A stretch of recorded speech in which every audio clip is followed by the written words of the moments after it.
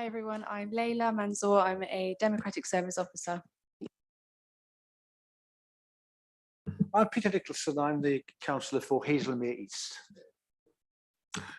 Jerome Davidson, and another Hazelmere councillor, but from the hills of Hindhead. Terry Weldon, also with Peter, Hazelmere East. Janet Crowe, Farncombe and Cattershaw. Andy McLeod, Farnham Moor Park.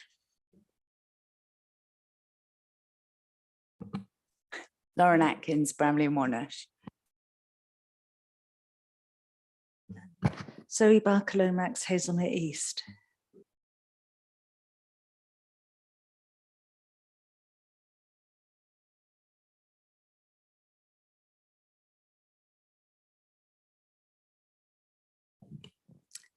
Councillor Jane Austen, Bramley and Monash Ward.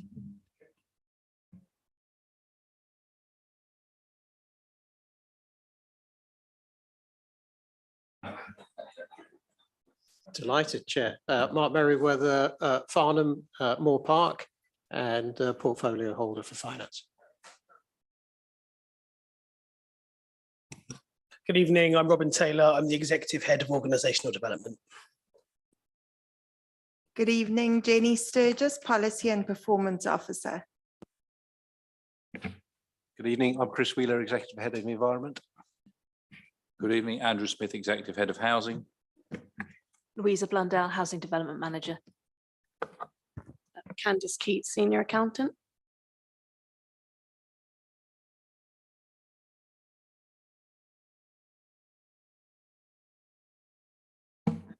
Oh yeah, hello, I'm Catherine Knight, Economic Development Manager, and this evening we've got Francis Pearce, who's the Bid Project Manager for Godalming, and Andrew Ferguson, the Bid Project Manager for Farnham, and they'll be doing a presentation. Very good. Thank you. Well, I think we have Jerry Hyman joining us by Zoom. Is that right, Leila? Jerry, are you there yet? No, he's not here, sorry. Yet. Okay, well, let's doubtless he will join us in time. Right, very good. Let's then move on to the first agenda item. Apologies for absence. I don't think have any apologies, Leila. No, Chair, none received. Okay, the minutes of the last meeting, these have been circulated. Firstly, are all members happy to approve those as an accurate record of the meeting? Okay, we're all agreed on that. Two items that arise from that, if I may, please, and that is to say during the course of our last meeting, particularly when we talked about the corporate results or the corporate critical performance indicators, and when we discussed it, when we had a presentation from officers, we had some concerns as to the workforce and in particular staff turnover, absence data, sickness rates, and so on and so forth. There was discussion that we might wish to form a sub-body. Zoe, I think Zoe Barker-Lomax was quite interested in doing just that. John Formby, the HR manager, has circulated to us a little scoping document as to what that might be. Have members seen that or not?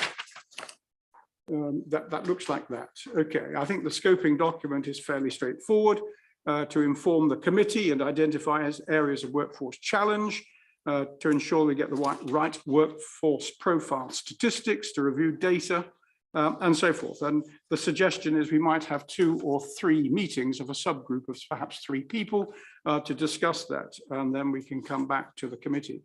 Are members still minded that that is what they would wish to do? Zoe, do you want to lead on that? Are you happy to try and do that? Yes, I am. Okay. Are there a couple of other members who may wish to join Zoe in having a little group to meet a couple of times and to work with John? Any other members? Jerome? I would like to join, Okay, please. that's 2. Anybody else? Okay, well, I think we've got 2. I may join the meeting as well, at least in the first meeting. So John, I don't think, is John with us tonight? He's joining us on Zoom. John, are you there? Yes, I am, Chair. John, are you, you're behind me. Are you okay with that, John? If you Right, I can see you now, right. Are you happy with that? Have a couple of members and maybe me join you for at least the first session and we can ramble through and see what we can produce and then discuss that further. Is that okay? Yes, very happy with that. Thank you, Chair. Okay, so could you take up the coordination of that meeting? Would that be okay? I will do, yeah. I'll get in Okay. contact and look to arrange that. Okay, so Zoe, Jerome, me, and John. Okay, thank you, ladies and gentlemen. That's very good.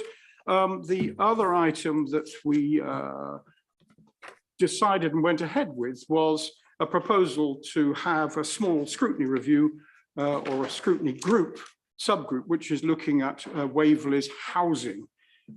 We looked at a possible group, which I think included Lauren, Terry, and who was the third person? Michaela, yes, of course, yes. I think they had a first meeting with Andrew. Terry, I think you were less than inclined to continue with that group. Just have I got that right? Not that I was disinclined.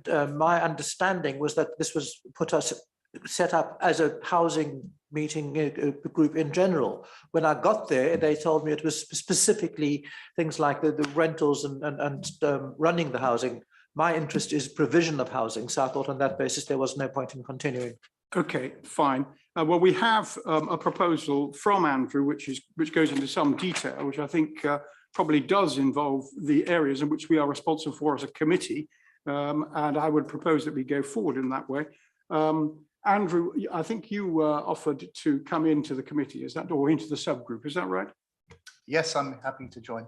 Okay, so might I then propose that Andrew, Michaela and Lauren form that subgroup and have a remit to meet 2 or 3 times before they then report back within 2 meetings and tell us how you're getting on, and we can take a decision then either to continue or to stop. Does that meet with members' approval?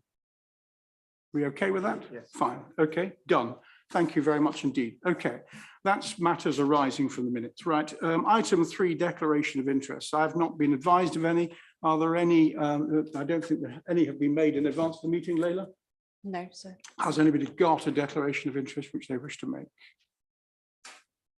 Okay, fine. Thank you. Item 4, questions from members of the public. Leila. There's no questions. No questions, right, thank you. Item 5, questions from members. Leila? No questions. No questions received, fine. Okay, then that let us speedily then go on to item 6, which is the Godalming and Farnham bid reports. You'll recall that Cranley have already gone through a bid process and an election was held, and overwhelmingly that was approved. We're now moving on to Godalming and to Farnham. And there are some recommendations in our papers. And I'm going to ask Catherine Knight, who is the Economic Development Manager, if she would like to introduce that. You have the papers before you, and we have 2 members, so Alex and Francis, who will also speak to this. So Catherine, over to you. Thank you. Thank you, Chair. Yes, so business improvement districts are where the businesses in a community come together and agree to a business plan. Before the pandemic, the 4 chambers of commerce came to Waverley and said, can you fund a feasibility study, which we did with some consultants. And post-pandemic, 3 of the settlements decided to go ahead with developing business improvement districts from their for their areas. Cranley Chamber were a bit faster, and so they actually went to ballot in June, as the chair has mentioned, and the businesses voted. So Waverley has a responsibility for business improvement districts in a number of ways. The electoral services team run the ballot or outsource the ballot, and the business rates team collect the levy that the businesses have voted for. So we have a statutory responsibility. We also have responsibility to pay for the levy that any Waverley owned properties own. So in Cranley we had 2 properties, and if we can put the slides up, Leila, great. We have got a number of properties in Farnham and in Godalming. So I did have a few slides, general slides, but the roles I've covered, we also, the business community have to fund things above the baseline of, say, cleansing, parking enforcement, highways, police services. The businesses don't pay for anything that should be paid for by the local authority or the police or the highways authority. So Waverley has to provide those baseline statements, and then there's an operating agreement put in force. So are there any slides from myself?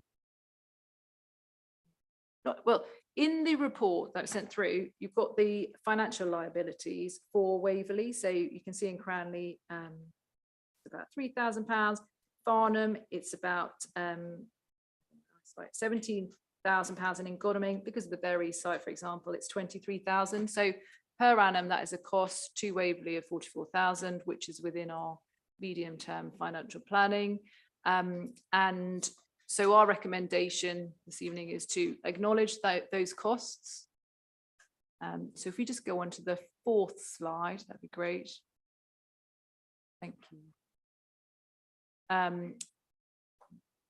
And these figures here are what the businesses, by paying a levy, as I said, Waverley and the town councils, parish councils part of, is what investment will be brought into Waverley, into our high streets, which is the reason why Waverley has been so supportive, funding the feasibility study and supporting the development of bids over the last few years. So the total investment over the 5-year period is almost £3 million of additional funding that will come into our high streets.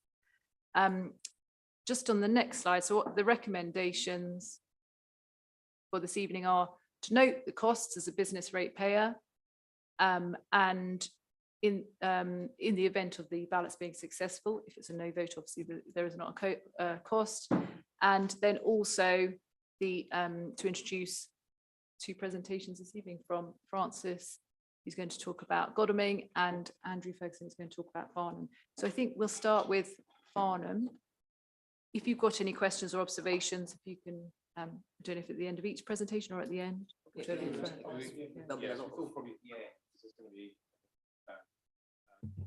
Okay, well, let's have both of you one after the other, then we can come to questions after that. Okay, thank you.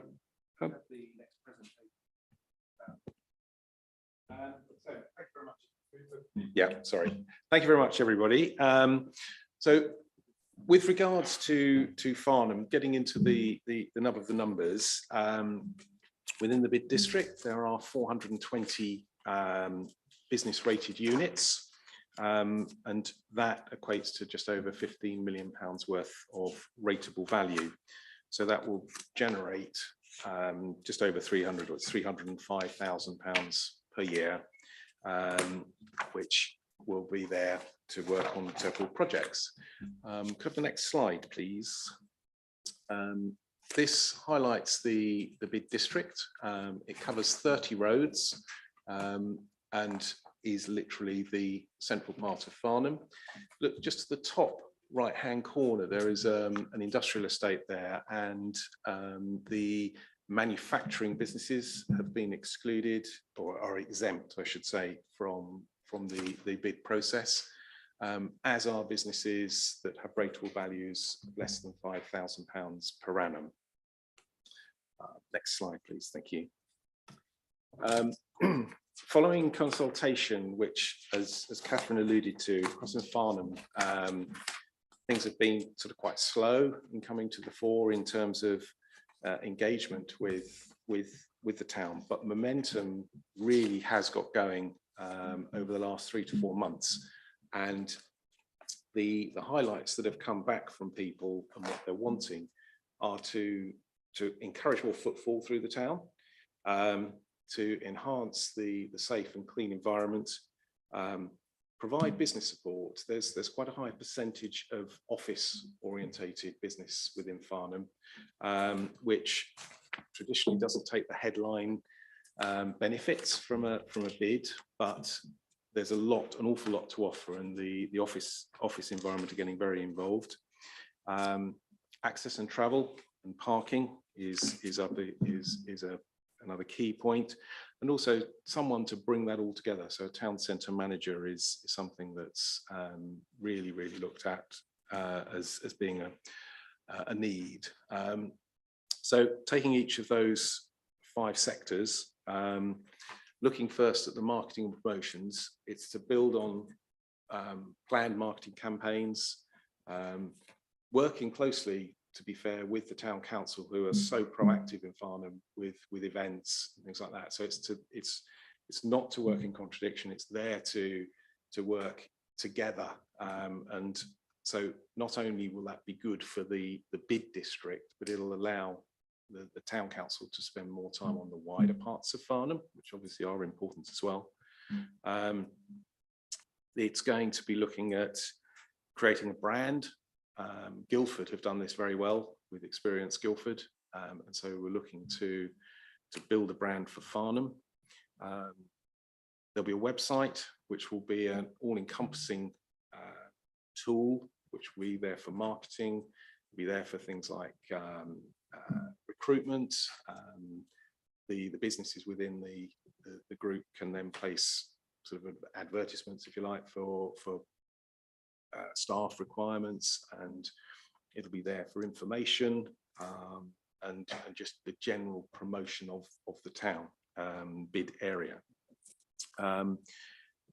As alluded to, an emphasis will be working together with the town council, with Chamber of Commerce, and a lot of the other organisations that have some hefty interests in what goes on in the town to make Farnham as successful as it possibly can be. And over the 5-year period, looking to invest in that £510,000.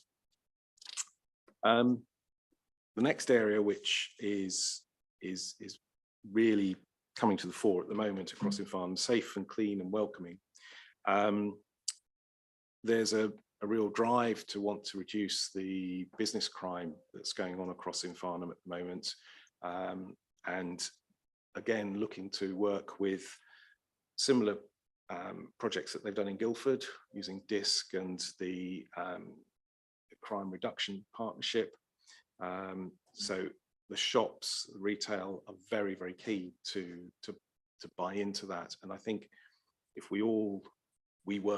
Farnham works together with Godalming and Cranley in that respect, and also with Guildford being a near neighbour, it's going to help drive out or reduce shoplifting and some of the antisocial behaviour that is unfortunately occurring at the moment. So that'll once that's got rolling, that really will enhance the feel-good factor in Farnham. Working with other partners such as the Borough Council and Town Council to ensure that the town is kept as clean as it possibly can, and to work on sort of some of the other antisocial behaviour and unfortunate homelessness and things, just to really help make sure that people are being looked after as well as they can be. And also to look at the working with the partners on the town emergency strategies and the planning, just to really cohesively bring things together. And over the 5-year period, they're looking to invest £370,000 from the budget. The next slide, please. Thank you. The business support. This is looking at having a body that can provide information to some of the smaller businesses where they may be needing to seek advice. They may need support in or being linked up to other people who can provide them with different support. It will look at introducing investment, pursue investment policies, which will look at advocating the business needs. So it could be looking at different strategies that some of the businesses want to pursue that will provide, then they will provide services to the other businesses, the retail and hospitality in the town. Another area is reducing business costs, so looking at centralised procurement, and not only looking at procurement in the town, and a good example of that is waste management. Don't do it just in the town, look at work together with, if Godalming is successful, work with Godalming and also Cranley. It's all about scalability, and again, it's making use of resource, not 3 lots of resource, 1 resource to generate 1 benefit for all. Looking at other ideas that people want to looking at is merchant services for the shops, look at collective ideas on that, look at how some of the private car parks that some of the buildings have can introduce EV charging. So things looking at helping to support that for vehicles, not only for their employees, but for other users of the town. And then also to look at providing incentive programs. So a loyalty card or loyalty app, which will allow the other businesses in the town to offer their trades and services to everybody else within the bid group area. So keeping the money in the area. The next slide, please. Thank you. Access and travel, looking at working with to try and create public transport links. Great example is the car park by the station is underutilized. It's a little bit of a step into the town from there. Looking at concepts to actually provide something like a hopper solution to bring people into the town on certain days. Looking at ways, technological innovations. So how can we make sure people know where there are parking spaces? How can they be steered in the right direction? Routes of least resistance to actually be able to get into the town, and do things like promote car sharing. As I've touched on before, it's a slightly different slant on it. Look at how we can work to improve the EV charging with the changing way people are with cars, and also encourage the use of bicycles. The infrastructure in Farnham's not great at the moment for people for places safely to store bikes. So it's looking at how we can work with people to do that as well. And over the 5-year period, looking at spending £225,000 on that. Next slide, please. To bring that all together and be the glue is, amongst other things, is to bring in a town centre manager. That person would be responsible for the implementation of the projects and report back to the bid board. Their main aim would be dedicated to the growth and prosperity of the bid, and the management of the town centre, the profile, to maintain the profile that's been decided by the bid board, and make sure that the link is strong with all the other stakeholders. There are some well-established stakeholders in Farnham who deliver wonderful things, and the last thing we would want to do is to see any of those things compromised. And this is all about making it work together for everybody's benefit and the further development. They'd also be the point of contact for bid members to ensure that they've got greater access to communication. So it would be a really good portal for information that's coming down through, be it Waverley, be it Surrey, or the town council, back to the individual businesses. And they would head a team which within the duration of the first 5-year term would include a town ranger, a marketing specialist, and an administrator. So thank you. The timelines that we have, we are, as of this week, distributing business plans. I have had some hard copies, and apologies to some of you. Didn't have enough with me tonight because we were delivering out feverishly. I'll arrange for electronic versions to be available to everybody after this meeting. So that's happening this month, and we've taken a slightly different route. We are actually delivering these by hand to the businesses. Other bid areas have done it by post, but the first 2 days, we're really pleased with the way that we've been able to do that and engage with people. It's triggering some great questions, and it's been really pleasing that it's been very, very positively received. So really pleased with that. The ballot papers will start hitting people's doormats as of the 3rd of October. And the closing date for the ballots will be the 31st. And the announcements will be made on the 1st of November. And the timelines are the same for Farnham and Godalming. That's Farnham. Thank you.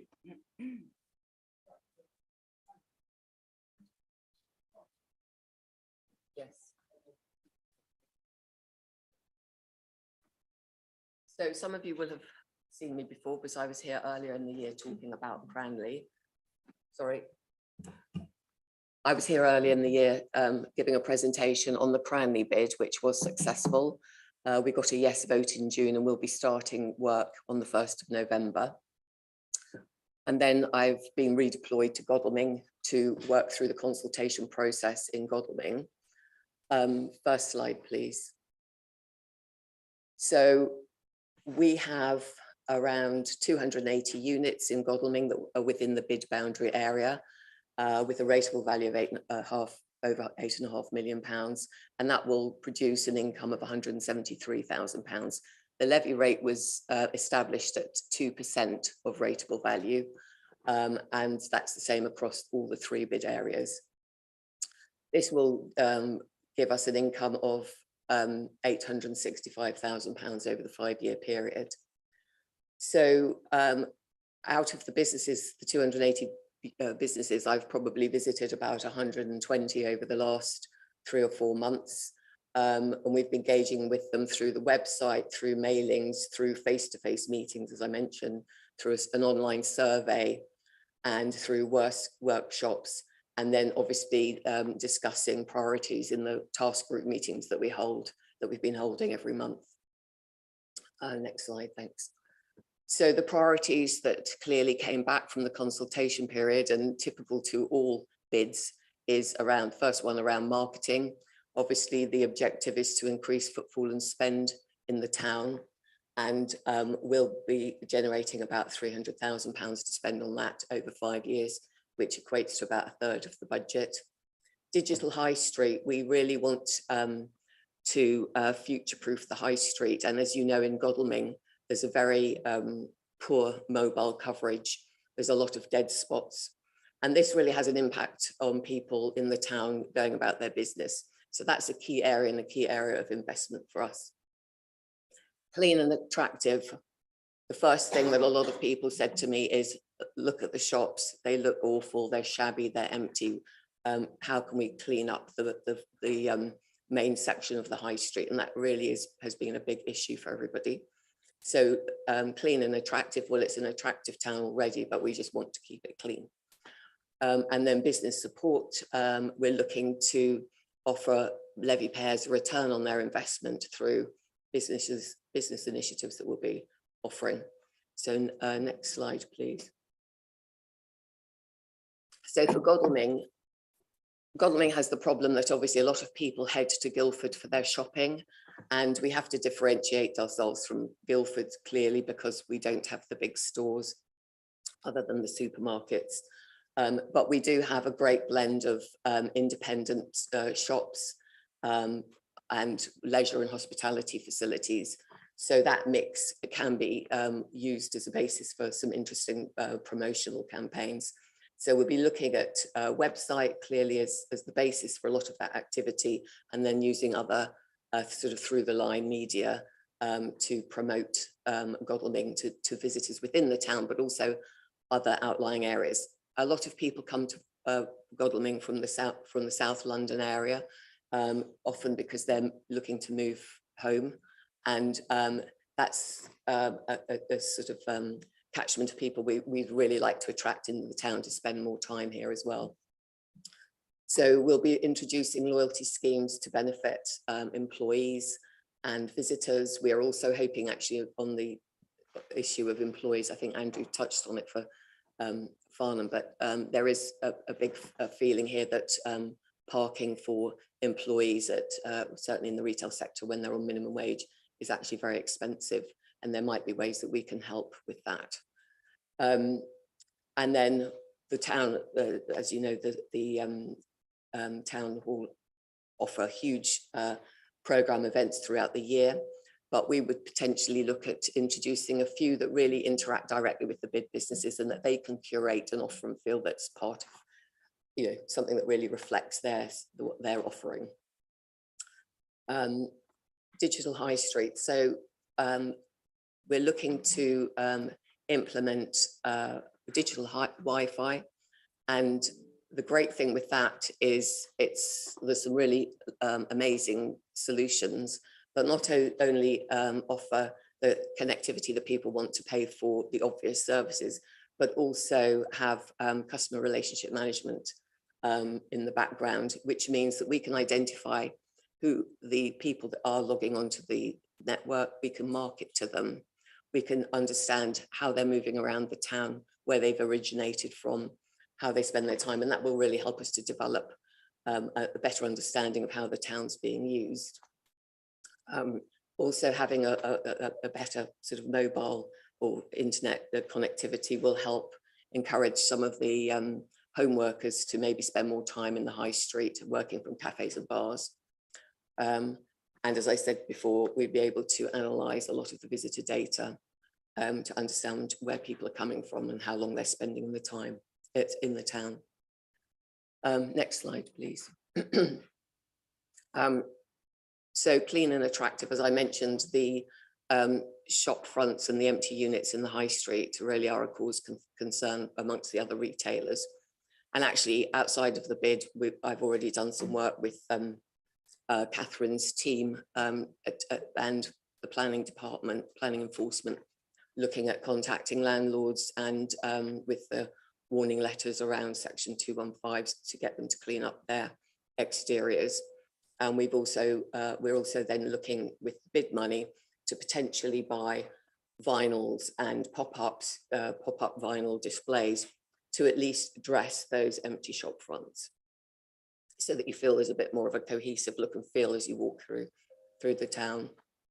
And the other thing with Godalming is there's lots of nooks and crannies, as I discovered when I first came here, because I live in Cranley and haven't spent a lot of time here. And some really interesting finds, you know, the little record store or a restaurant up a side street, and people just can't know that they're there and they can't find them. So I think a solution around wayfinding and digital town maps, which that plays back into our digital high street offer as well, will make it easier for people to explore the town and hopefully search out some of these lovely independent stores. Business support, obviously a bid then is an entity where of the 282 businesses who then have a voice and can come and speak with you at national government level. They have a voice, they have the opportunity as well to bid for additional economic funding monies, which will actually enhance the pot of money for the town potentially. The other thing we would hope to offer is skills training for businesses and networking opportunities, so that businesses are actually doing business with each other. There's 282 of them and they should be buying and selling to each other. We don't have as much money in the pot as say Farnham, but we would have a part-time project manager responsible for delivering the bid projects and reporting to the bid board on a monthly basis. And they would also be communicating with businesses on a weekly basis, updating them on how the money's being spent and how they can better engage with the bid team. Next slide. So working together, Andrew and I have been talking, and we certainly see a future where we'll work together and identify some of these joint initiatives around collective procurement, so that we can get the best deals possible around the waste management, merchant services, etc. So whilst we will be competing in some ways, we hope to work together in others.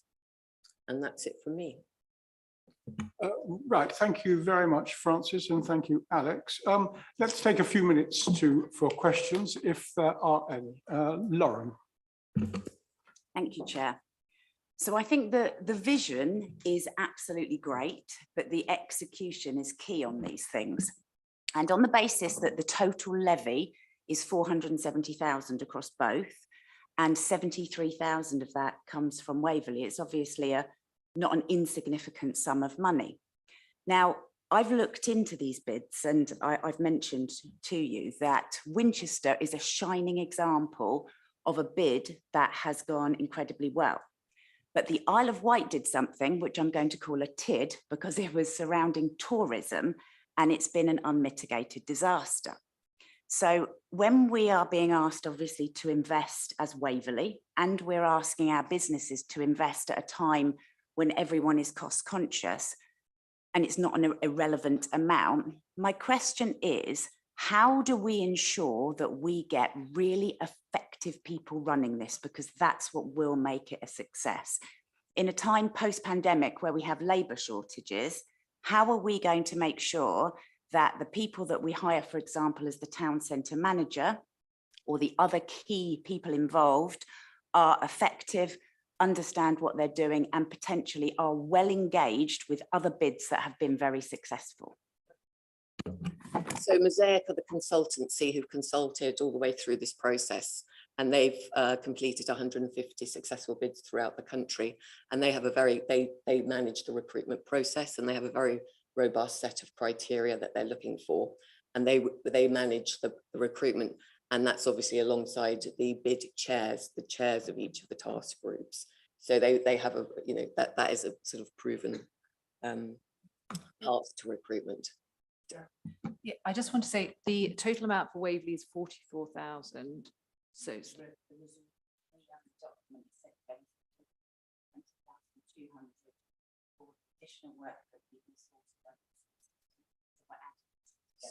so some of the costs can be reclaimed from the bid. So the financial employee that will need to run the levy software, we can actually get that information, get that money back.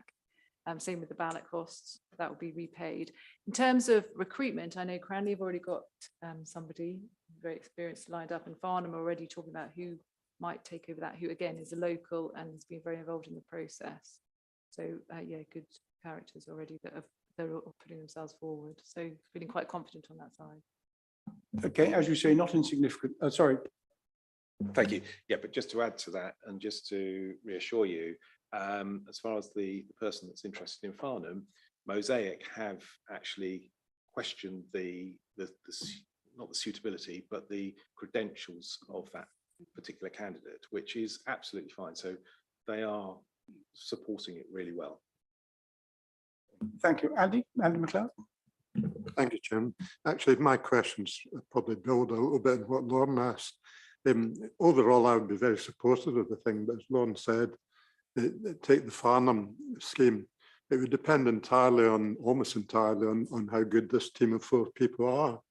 And I noticed that the costs put up for the 4 people over 5 years was, I think, 495,000, which is 99,000 a year.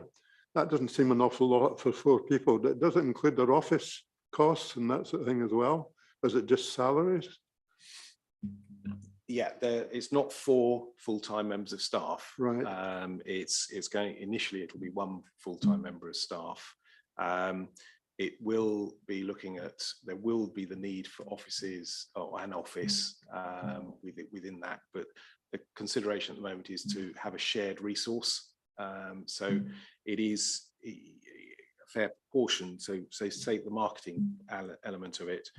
That cost, a lot of that cost will be covered under the marketing and promotion of the town, rather than an employee cost. Okay. So, is there going to be sharing between Farnham and Godalming and Cranley? It'll be down to the bid, the bid boards to finally decide that. But certainly, from our perspective as project managers, we are going to encourage that to happen because there's so much crossover. It just makes sense to, as Catherine said, yes, there's an element of competition because we all want people to be in focusing their attentions on the particular town's centre or the bid areas, but there's plenty of room for working together on developing things, so probably potentially the website. Catherine, do you want to add to that? Yes, I was only going to say, in terms of return on investment, each levy payer would receive reports. They'll receive communication on a weekly, bi-weekly basis, annual reports, and then there would be an AGM. And also the council will have a non-voting person within that board structure. That person's yet to be determined for each settlement.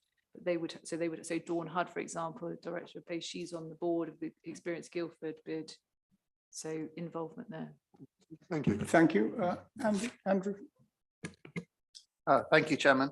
I have a couple of questions.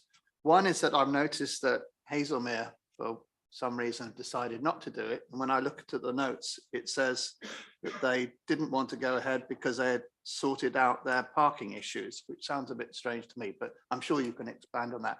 But the purpose of the other question is, tying into that, there's a levy collection, which is Farnham is 65, Godalming is 44, Cranley is obviously something. If Hazelmere did come in, would that enable the levy to be split 4 towns ways as opposed to 3? Thank you. Thank you. Yes, Hazelmere Chamber were very interested in developing a bid, actually, and then post-pandemic, they decided some of the projects they were looking at, so the parking behind Collinwood, that they'd been pursuing that with the co-op, and then that had been resolved as an issue because parking was available. The toilets in Hazelmere project have been done. They've also got their business centre and they've got enough income, whereas places like Cranley didn't have enough for Christmas lights. So that's why Hazelmere at this point have decided not to go ahead with it. There's a study, the feasibility study that included Hazelmere. They've just decided to not go with it. As they see the other 3 have more funds, they might change their mind. If all 3 have voted yes, Waverley will be purchasing some Civica software.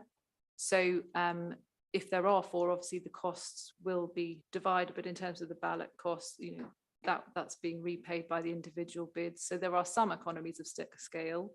And then, but as I said, with the 3, it's imperative all 3 have a yes vote to go ahead with purchasing that software. If they don't have a yes vote, we'll have to re-look at that. But the door's open that, you know, they can.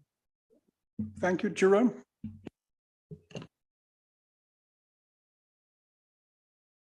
Whoops.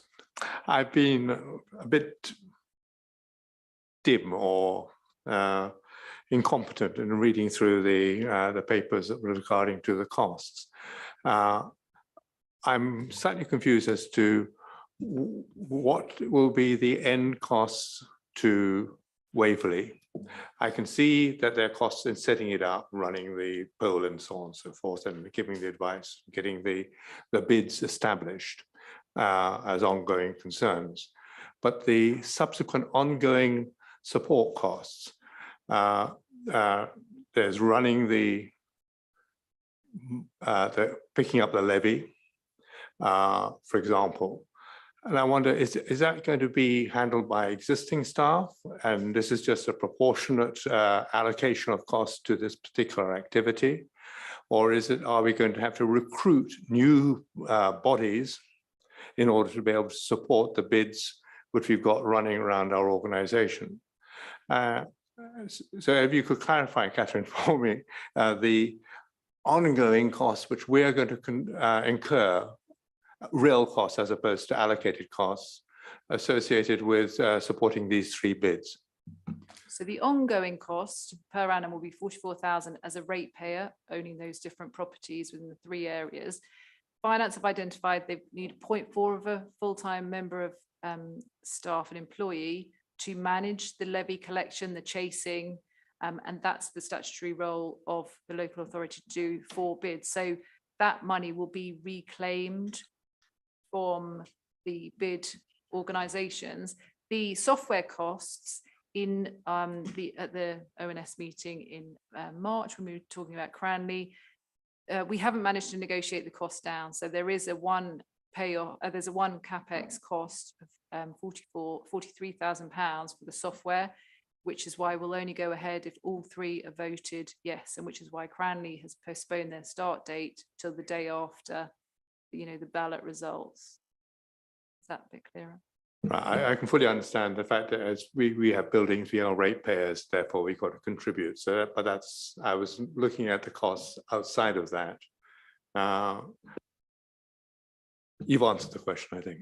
Thank you. Okay, thank you. Well, I will ask one more question, then we will take a vote. I will declare an interest. I was part of the project board of Kingston's BID.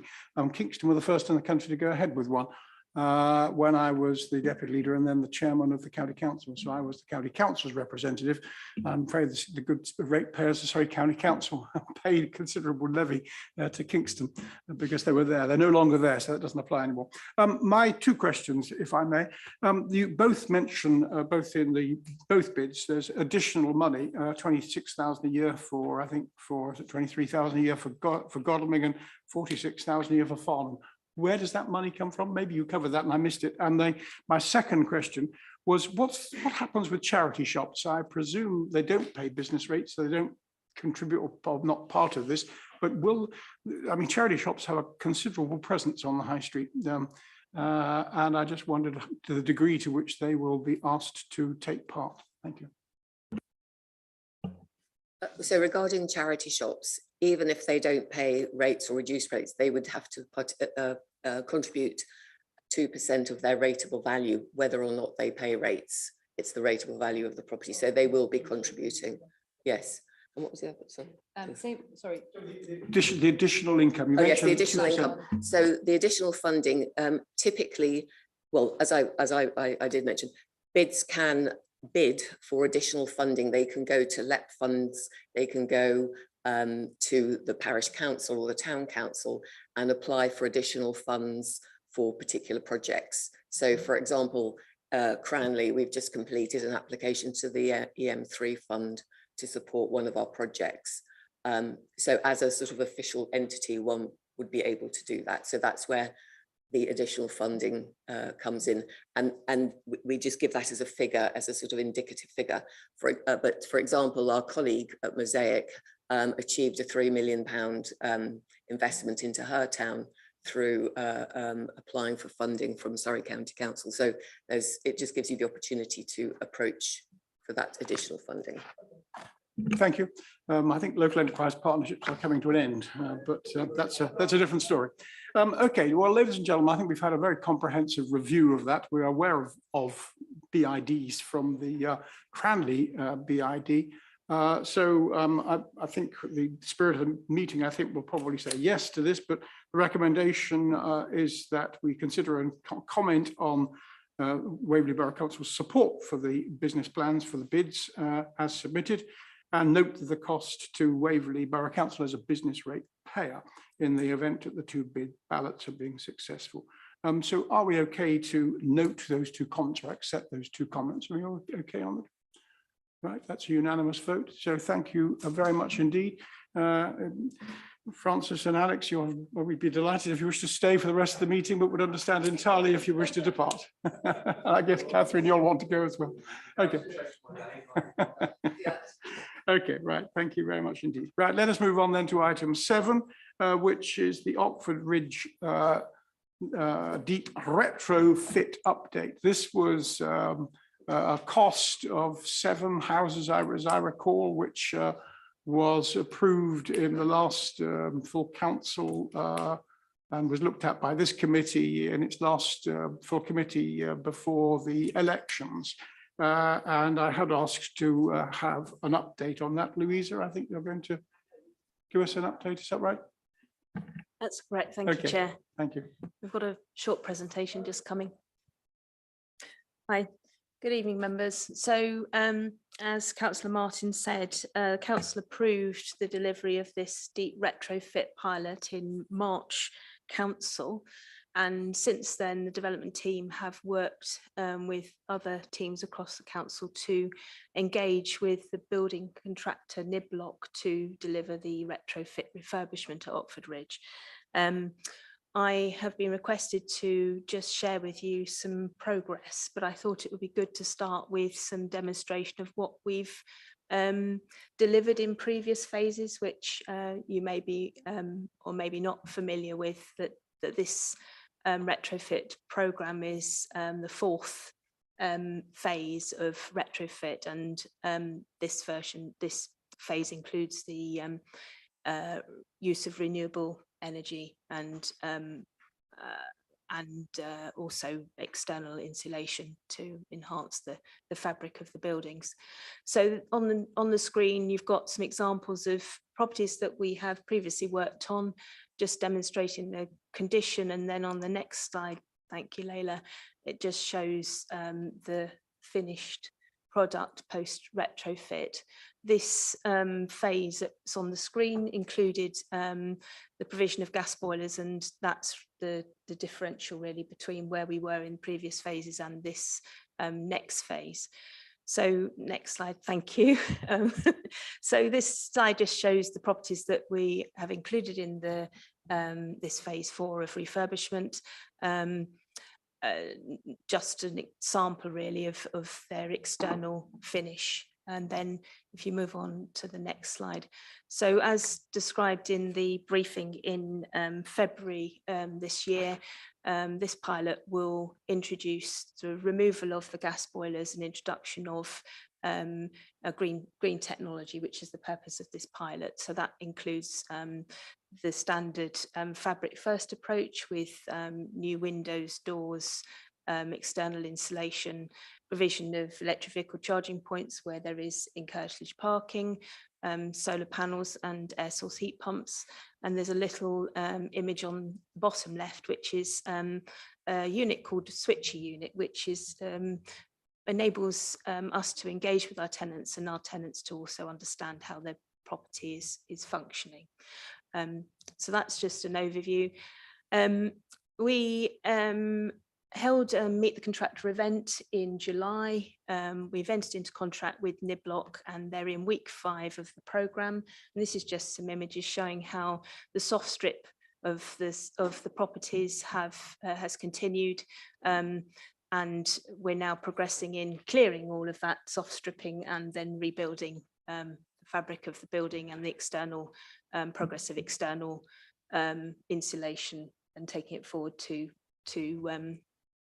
basically delivering another phase of what will ultimately be new homes. That was my very brief run through where we have got to. Niblock have engaged well with neighbouring properties adjoining where they're working, and have also worked with us to build a social value and community benefit that will be offered as a result of our contract with them. So that's working in the garden in Easting Lane Cemetery and with the school, amongst other things. I'm just trying to think if there's anything else to share with you at the moment. I'm more than happy to come back to continue sharing our progress, but also happy to answer any questions. Thank you, Louisa. One of the reasons that we were keen that this should come back to this committee is that there was considerable discussion regarding the expense of doing the work here, which runs into hundreds of thousands of pounds per property. We talked about why don't we demolish and just rebuild as an option. But I think I would like to continue the focus on this. I don't think we need to go into extensive discussion now. I would just say that there is an opportunity on the 3rd of October for members of this committee to see a demonstration of the air source heat pumps that will be installed at one of the, or I guess at all of these properties. We're not sure which property it would be, but it's you'll tell us doubtless. Yes, so there is actually a training demonstration vehicle coming to the Berries. And then when the properties are completed, then I'm more than happy to show everybody around. So that will be on the 3rd of October. Nicola Perkin is sending out invitations to you. I think it will be between 4 o'clock and 6 o'clock on Tuesday, the 3rd of October. So if you're interested to take a look at that, I think that might be very helpful. Are there any member questions? I don't really want to go into lots of detail now, but because this is just in progress news. But Jerome? Thank you, Chairman. Thank you very much for the update, and it's, I must say, I can see it clearer on the small screens than on the big screen. The project has to do this refurbishment has a particular budget and target. As part of your update, it would be nice to hear whether you have a latest estimate for the total project costs, which are within your original estimate, and also whether the finish date is still on target. Thank you, Chair. We have our first project meeting tomorrow and our first valuation has just been undertaken, but I'm more than happy to, at the moment we're on target on all of those matters, but as we progress, I'm more than happy also to bring updates. Nice to hear, because it is, as Chairman pointed out, a quite substantial investment on our part to know that we are running along smoothly. So far. Okay, right. Well, thank you for that, Louisa. Very grateful. I would suggest that we move on then to item 8. And Robin, I will address us now on the collaboration with Guildford. I felt that it was important that we stay up to date with where we are on progress there. So, Robin. Thank you, Chairman. So put the presentation on the screen. I'll run through it and then very happy to pick up questions and discussion at the end, Chairman. So good evening and good evening, committee members. For those of you who don't know me, I'm Robin Taylor. I'm the Executive Head of Service for Organisational Development. A reminder of what organisational development is. It's a service for Waverley and Guildford Borough Councils, and the vision of the service is to be a hub for change, strategy and improvement. The functions that it encompasses are strategy, policy and performance, business transformation, climate reduction, human resources, programme assurance, risk management and business continuity. Those aren't necessarily all teams of people, but functions that we deliver within the service. So what I'll outline in this presentation is a reminder of the partnership vision between Waverley and Guildford Borough Councils. I'll briefly look back at some of the previous Robin, milestones. I assume that you'll be happy to circulate these slides after the meeting. Yeah, very happy to. Yep. I'll run through the previous milestones and the governance arrangements that relate to the collaboration. Talk about the progress so far within the collaboration initiative. I'll have a look at the opportunities that the collaboration initiative brings, but also some of the challenges and some of the risks and how we're handling those. I'll have a look at the business cases for further change and briefly summarise the emerging transformation and collaboration programme, but I would be making the point that that's not yet received nor approved by the executive. And so actually you're hearing this at an early stage, which I think is a very positive thing. I'll talk through the next steps in this piece of work, including how this committee and the other ONS committee can become involved, and then obviously Q&A at the end. So members in the room who were part of the previous Waverley Borough Council Overview and Scrutiny Committee Value for Money Committee will probably find this slide pretty familiar, because this is the summary version of the longer version of the statement of the partnership vision between the two councils, which was shared in June 2021, quite some time ago. I won't go through it word by word, it's there for your information, but a few key points to note. Firstly, the vision is very clear that this isn't about merging the two democratic organisations. The planning is to retain two separate sovereign organisations accountable to their residents and with their own corporate strategies. Partnership seeks to protect and enhance priority services in a context where local government funding is very challenging. And as it says there under point 2, right from the start, there's been the ambition to have a shared officer team, starting with a joint management team in 2022, which is of course exactly what we did. Point 3, part of the vision for this collaboration is a recognition that both councils have declared climate emergencies and have set themselves very stretching but important objectives in terms of reducing the carbon output of both authorities and influencing the borough more widely.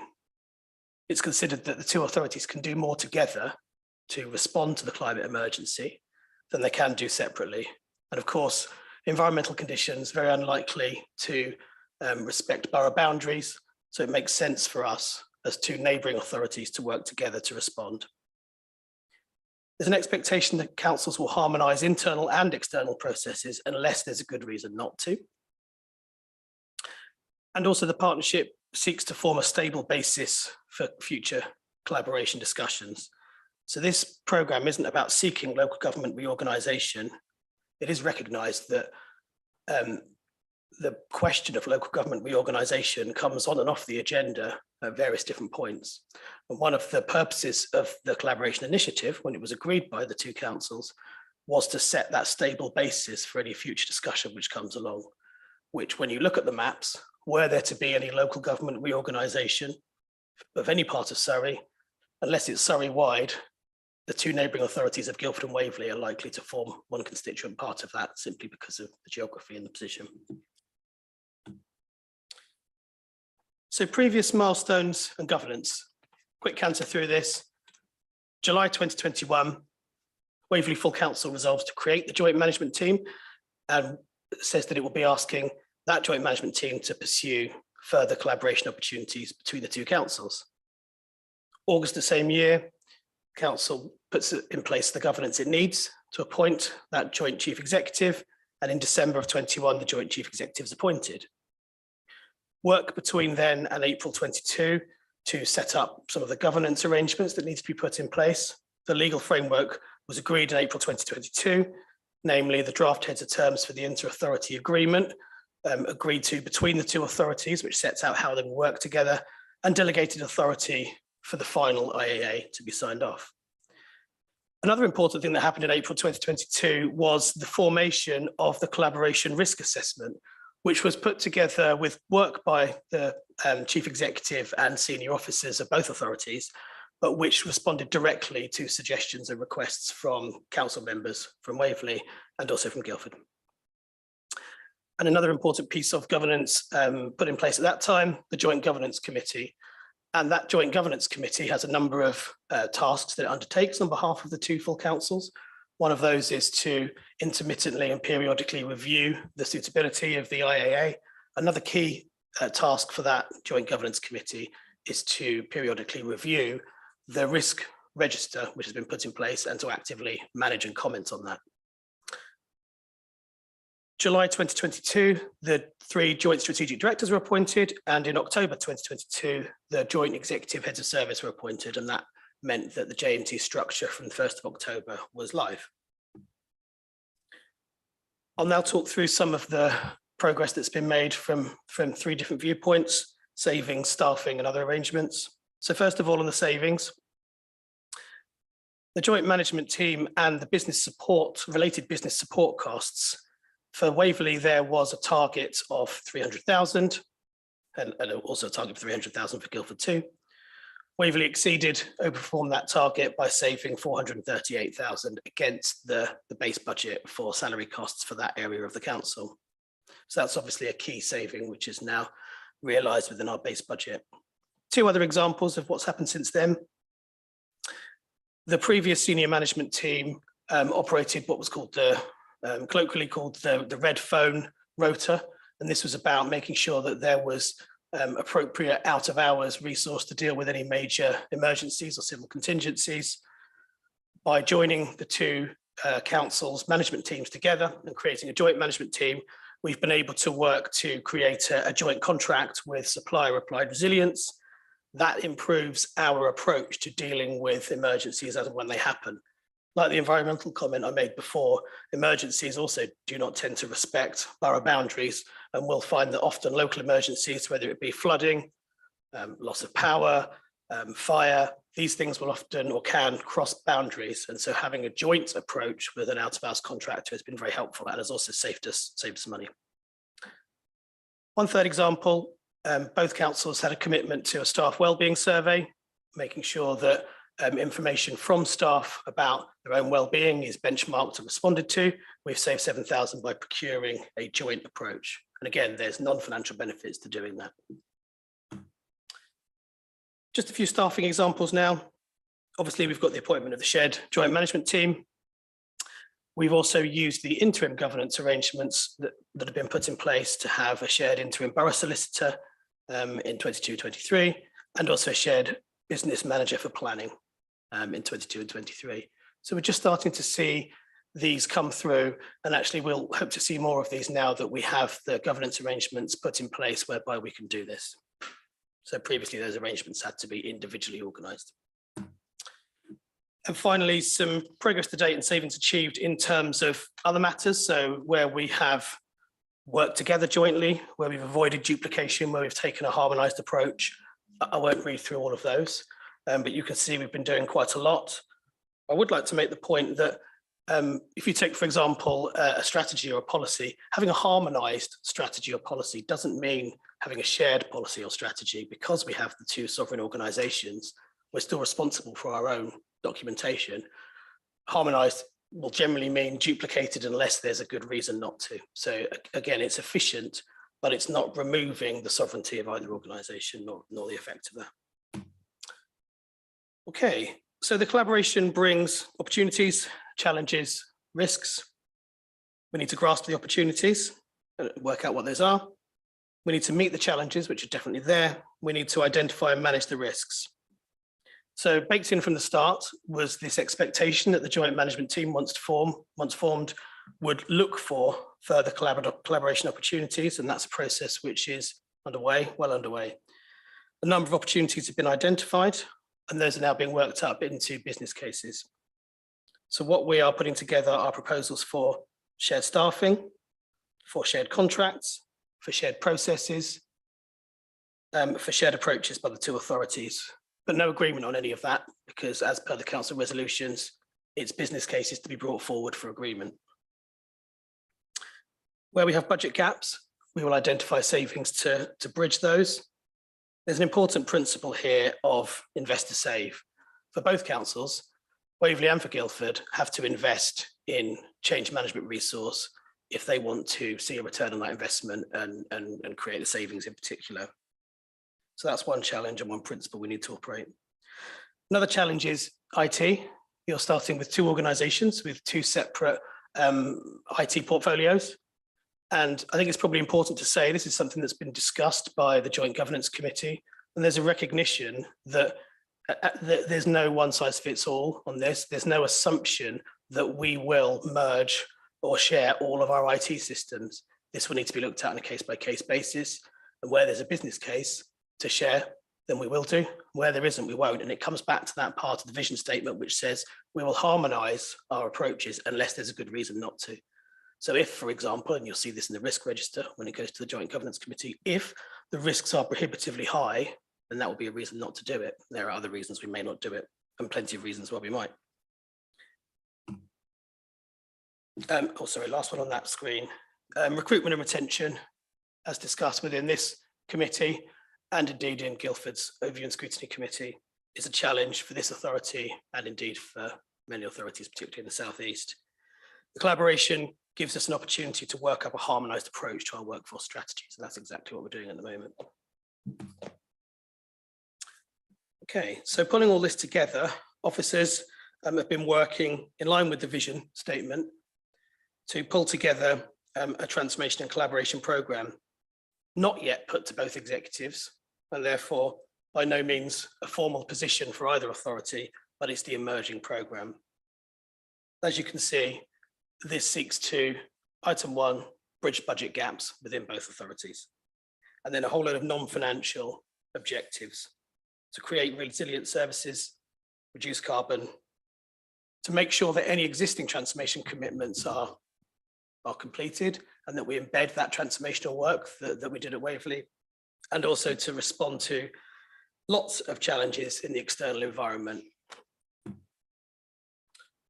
So as I say, both executives will be asked to receive and sign off this programme in due course.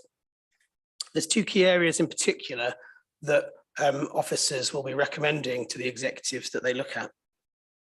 One is to explore further the possibility of co-locating staff within a single office premises. And I would stress there to explore the possibility. There's no recommendation at this point to do it, to not do it, or what it would look like if we did do it.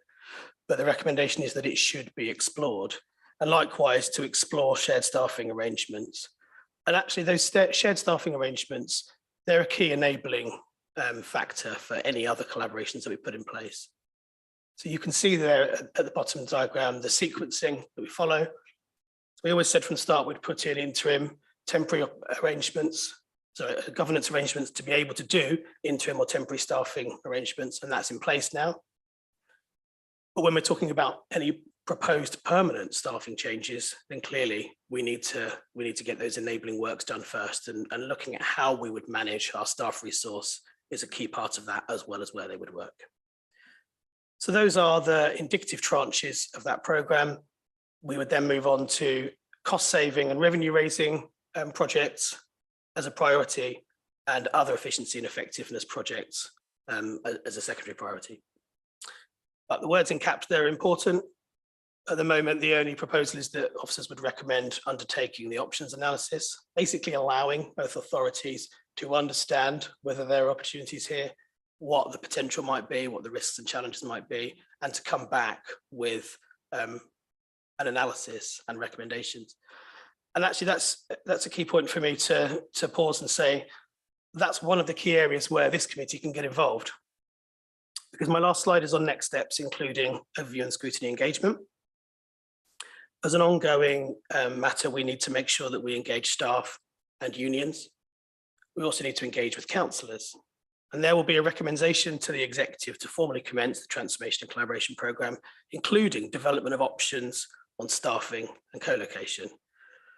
I also expect there to be a recommendation in there that ONS committees in both authorities actively engage in those options analysis for co-location staff shared staffing arrangements before any proposals travel back to the executive. So there's a pretty important and substantial piece of work there that this committee, if it wishes to, might want to get involved with. I recommend that you do. A final point on timing, important one. You'll be aware that Guildford has publicly discussed the financial challenges it faces and the budget gaps that it needs to bridge, and by when.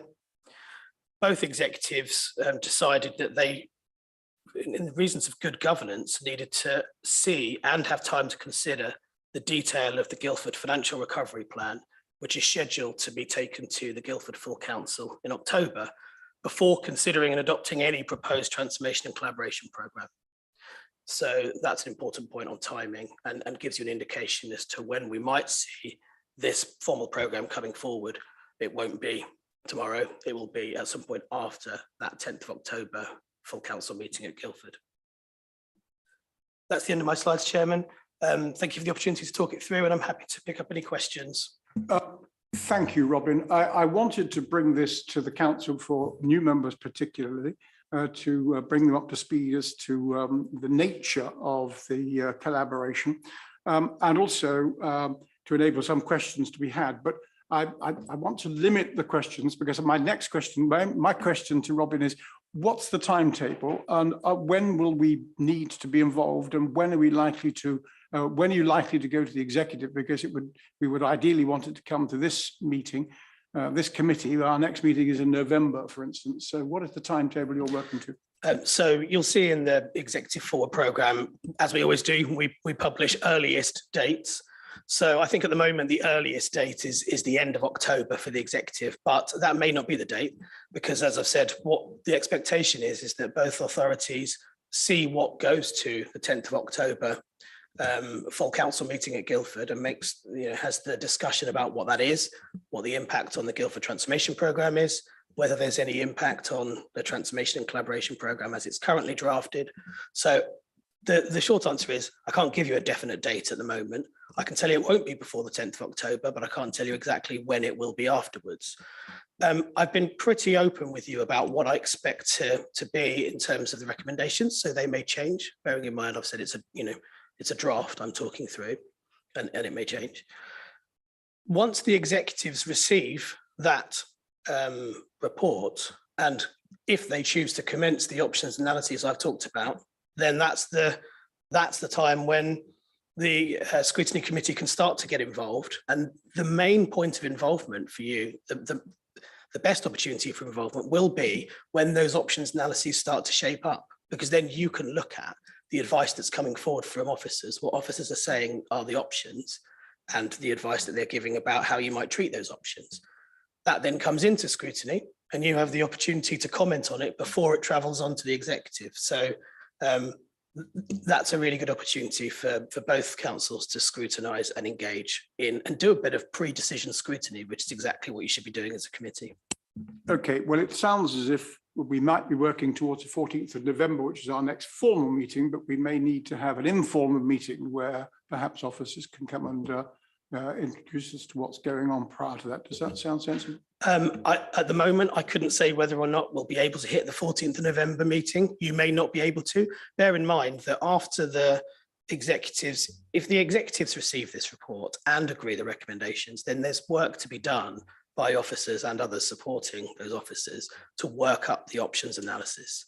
So, you know, ultimately, the best thing to do is to bring it into this committee once there's something for you to talk about. So I think the fairest thing for me to say is that we will need to schedule that when we can schedule it. To be honest, I doubt that would be the 14th of November, but I don't want to say one way or the other at the moment because I just don't know.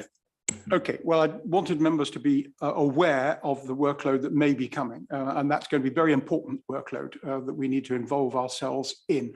Now, are there any questions from members for Robin? Okay, Andy. Thank you, Chairman. Just one question, Robin. You mentioned quite a lot of challenges, and they clearly are a lot of difficult challenges. What would you say the biggest single challenge is? What's your number one challenge?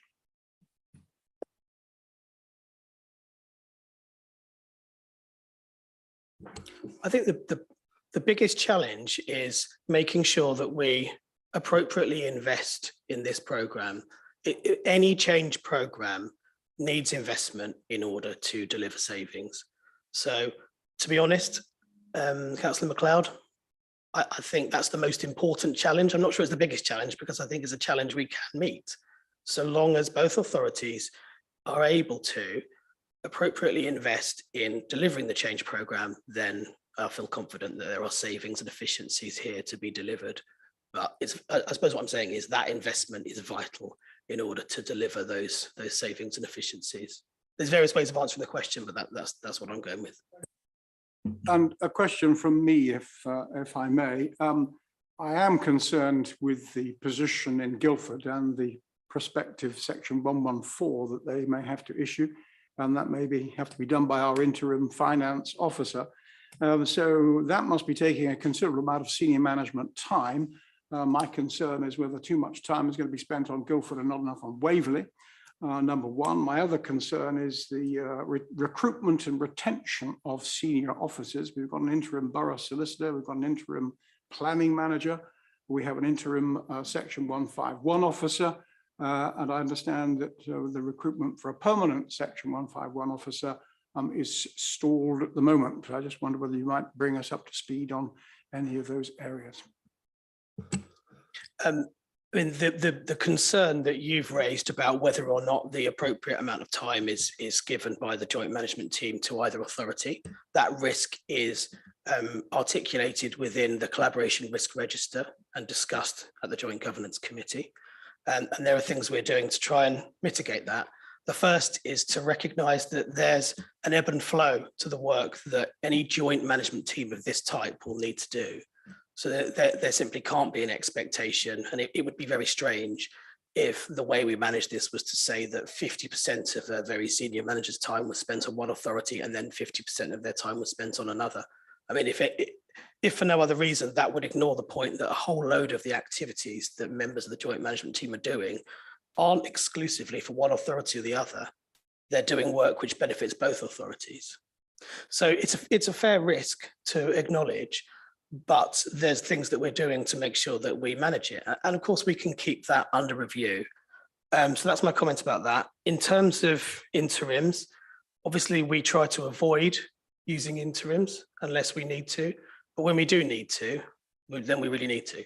So for example, statutory officers and members of the joint management team, we need those officers in place. What we don't want to do is to make the wrong permanent appointments into those roles. And that's where we then do look at the interim market to plug a gap of time to make sure that the authority still has officer leadership where it needs it. I do recognise that there are recruitment and retention challenges, both for Waverley and for Guildford. And as I said earlier in the presentation and in previous scrutiny committees, we're working up workforce development plans for both authorities, which will look at things such as succession planning, learning and development, recruitment and retention, pay and reward. These are all the key issues we need to look at as two authorities, and that's exactly what we're doing. Okay, last question, Lauren. Thank you, Chair. I just wanted to follow up really on what you were saying, because I think it is important that while we're looking at the potential savings, we're also looking at the operational issues that potentially this could be impacting. I noticed in the service dashboard in the pack that was provided for tonight that there's been an increase in complaints and a reduction in responsiveness of repairs. And it was noted within that was for the social housing stock, sorry. And it was noted in there that some of the reasons for this could be continuing to support the legal and democratic work streams of the Guildford and Waverley Collaboration Initiative. My point is that we really need to make sure that we are prioritising our residents. So I just want to understand how we're going to make sure that we don't spend too much time, not just at the highest level, but also operationally focusing on some things that aren't so important to our residents. Thanks. Thank you, Chair. Absolutely agree that the focus for the council and its joint management team, we're there to serve residents and customers and to provide vital services. So I 100% agree. And that's one of the reasons you see it in the draft vision statement there, is that the collaboration is intended to protect and enhance priority services for residents and for customers. It's vital. So, I mean, I don't know whether my colleague, Mr. Smith, wants to, comment on the specific KPI around responsive repairs, and that may come up in the following item, Chair, as well. Should we just hold on that and come to that in the corporate performance report? From my perspective, the point around focusing on our residents and customers is absolutely well made, and I'm seeking to make sure that the collaboration programme builds that in from the start. Okay, thank you. I would love to continue this debate, and I think we could go on all night, but in the interests of ensuring that we get through the agenda, I'm going to call a halt there. It was an update for us, and I think we can thank Robin for the update. And you will circulate those slides, will you? Yes, I've sent them to Layla already, so Okay, I'm sure Layla, I'm grateful if you could do that, Layla. Thank you. Okay, fine. Thank you very much indeed. Right, let us move on then to item 9, which is the quarterly performance report. This is pages 57 to 124 in our agenda packs. I would just remind you all that we are, of course, only focused on that area within that pack, which is for this committee, which really takes us up to page 36. I'm using the smaller page numbers for the report itself, not the overall numbers for the agenda papers, if that makes sense. Do you all understand that? There are two sets of numbers.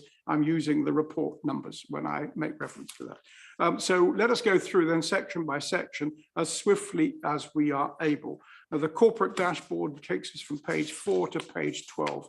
Are there any comments that anybody wants to make in that area?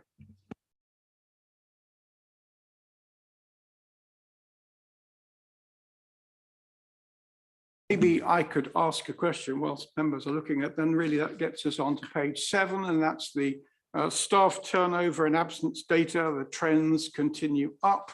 I hear that a substantial number of our planning department have gone, some 5 members of planning, which is of concern. Planning is not per se our responsibility, but overall staff is, and there is some concern of that. Jerry is now with us. Okay, Jerry, are you able to hear us okay? I can hear you perfectly. I assume it's the same. Thank you. Yes, there's a lot in this report, of course, and having gone through it, a lot of good data, improvements, except for in housing. And I thank Councillor Atkins for having raised one of the issues that I wanted to mention, and so that's going to be discussed, I'm sure, when we get to that bit in a few minutes. I've got an eye on the clock for you, because if you don't mind, I might pick up 1 or 2 at the end of all the points I've got written down. But just for now, I'll ask if we go to page 4, which is page 66 of the agenda papers. at the very bottom of the Chief Executive's introduction, there it says the executive decided to support the legal challenge to the decision of the Secretary of State to allow oil and gas exploration at Loxley Well near Dunsfold. And I appreciate that this document is now sort of out of date because this is Q1 up to the end of March, and you know, I might have expected to have an update to the end of June by now, but for Q2, but that's the way it is.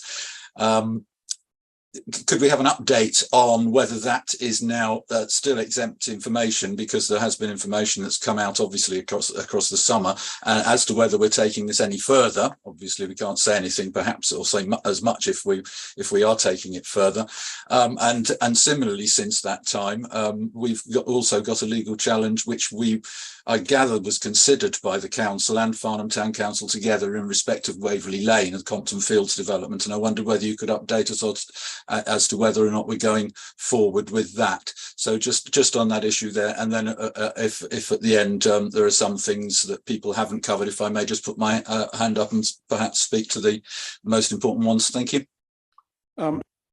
Thank you, Jerry. So the point from Jerry, and then could you also consider the point from me on the staff turnover and absence data? Who will take that? Robin? I mean, in terms of the staff turnover and absence data, partly the same response I gave earlier in the meeting, Chair, except to say that it is recognised that there are particular challenges within planning departments.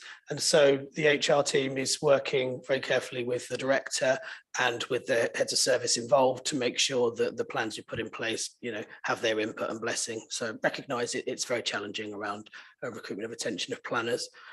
Like other authorities, we face that challenge, particularly in the southeast, and we're trying to tackle it. I'm not sure if there's anybody within the room who would be able to respond to Councillor Hyman's point around the Loxley Well, but perhaps, Chairman, if you want a response on that, that would be one to provide as a written statement afterwards. But just look to my colleagues. If you could do that, that will be fine. Okay. Thank you. Any other points in the corporate section up to page 12? Could I just ask one additional point on the finance section on page 9, page 71 overall? The finance outcome, which is £373,000 favourable. What was the major reason for that? We have a substantial, we have 513,000 of extra income, a little bit of extra expenditure, but there's considerable net balance in our favour there. Just wonder what that is in particular. Thank you. I can pick that one up, I think, Chair. So the majority of that is due to our, and in fact, probably all of it is due to additional Treasury management income. So that's where interest rates have peaked. So we're getting around £500,000 extra this year. You're projecting 3.23% outcome for the year, is that right? Which is fantastic. Yeah, I'll send you some of my money if I may. Right, let's move on then, if we may, to the assets and property section. That's page 12 to page 16. Anybody want to ask a question in that section?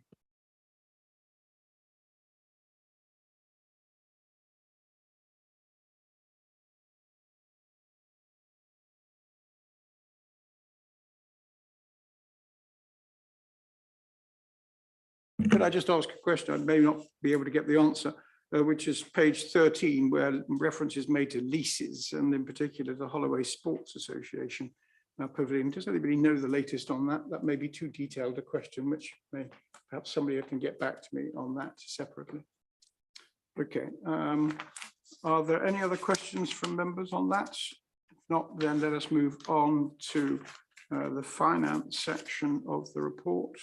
Oh, but sorry, before we move to, the commercial and customer services report, page 16 to 19. Any questions on that from anybody?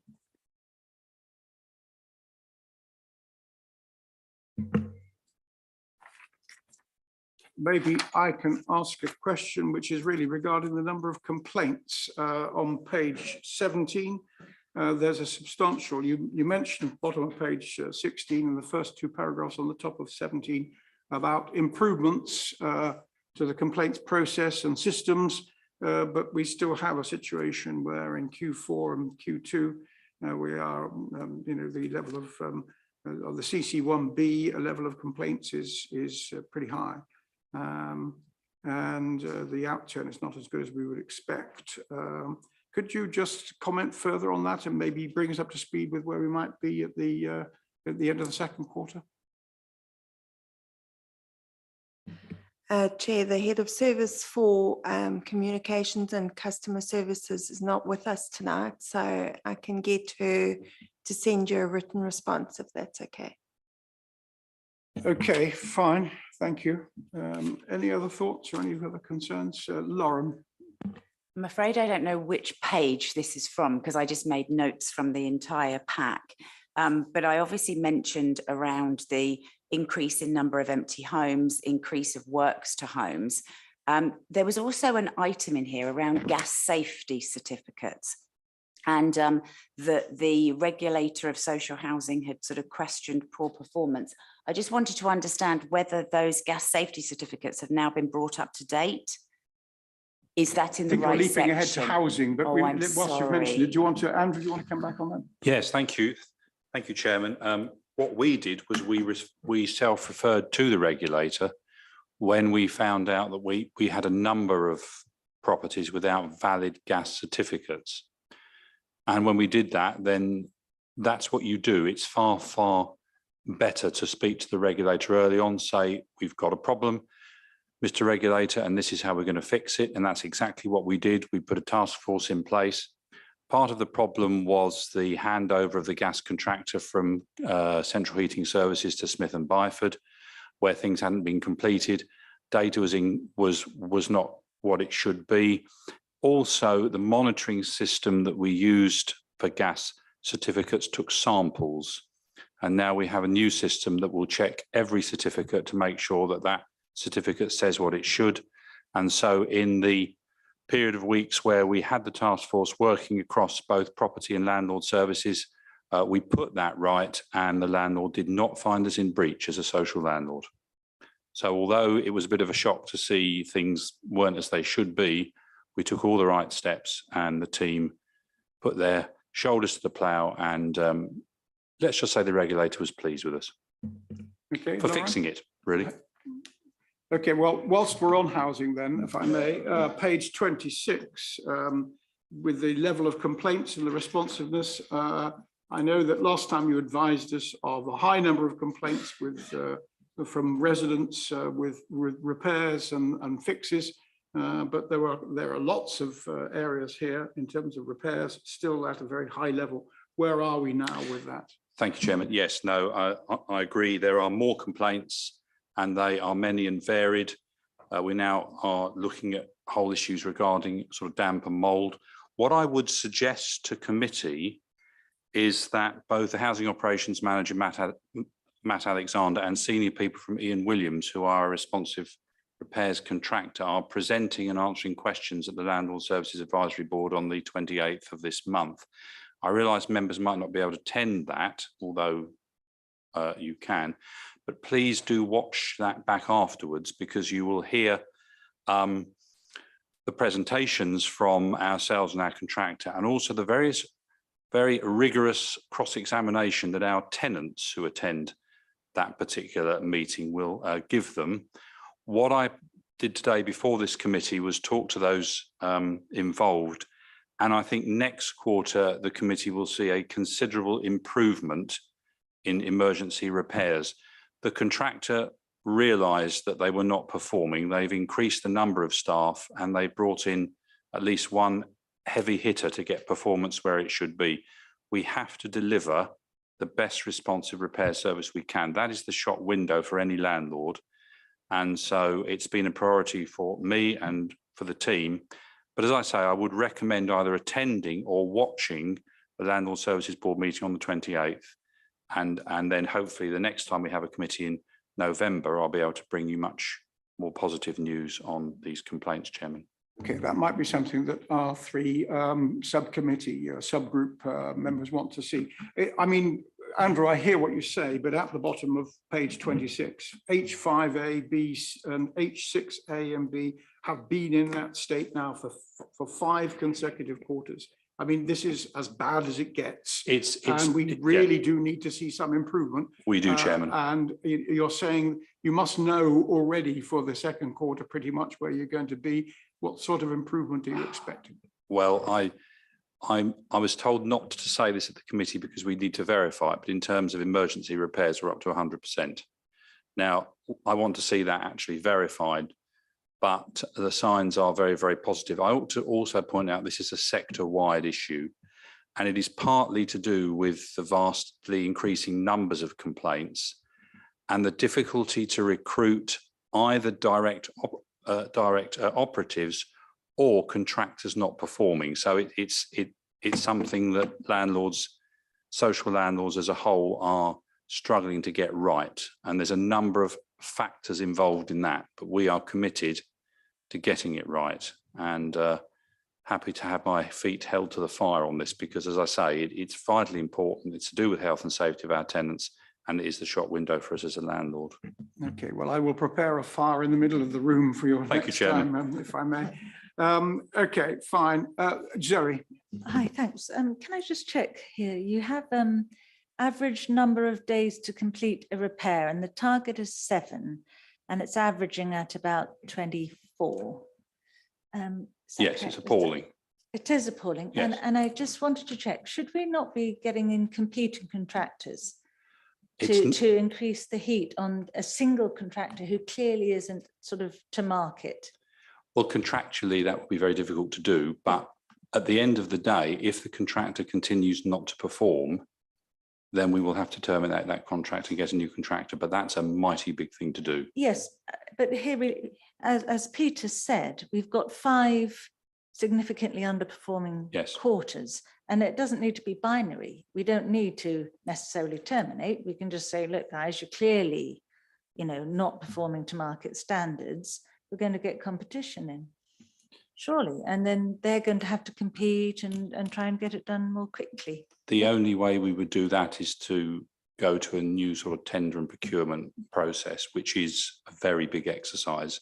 We may have to do that, Councillor, but I want just to see whether we can demonstrate some performance in the forthcoming quarters. And it would be good if members did look at the committee meeting on the 28th and see what you think about that. And, that'll give you information of what the contractor and our senior officers are saying about it, and the promises and assurances that are given that hopefully will be reflected in the KPIs going forward. But we may, yes, at the end of the day, we had to do it with a gas contractor. And we've had to do it in the past with responsive repairs contractors, and we may have to do that again. But I don't think you can just simply introduce competition. I'm not an expert on procurement and contract law, but I think we would have to then give notice and go through a procurement contract again. Yes. So just to say, I do wonder if as a council, we should, as a matter of principle, always have competing contractors, because then they're always going to try harder to serve us better. I understand that a tender process at this stage might be prohibitive, but moving forwards, I think we should consider that as maybe a policy decision to get better value for the taxpayer. Can I just bring Andy in at that point? He wants to ask a question on that point as well. Yes, thank you, Chairman.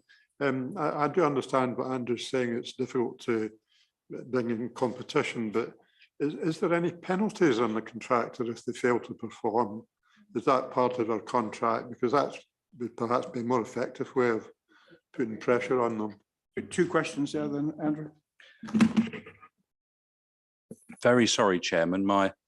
My colleague was just saying something relevant in my ear, so I'm going to have to ask Councillor MacLeod just to repeat that. I do apologise. Are there any penalty arrangements so that if they fail to perform, they pay penalties? I'd have to look into that. I'm not sure.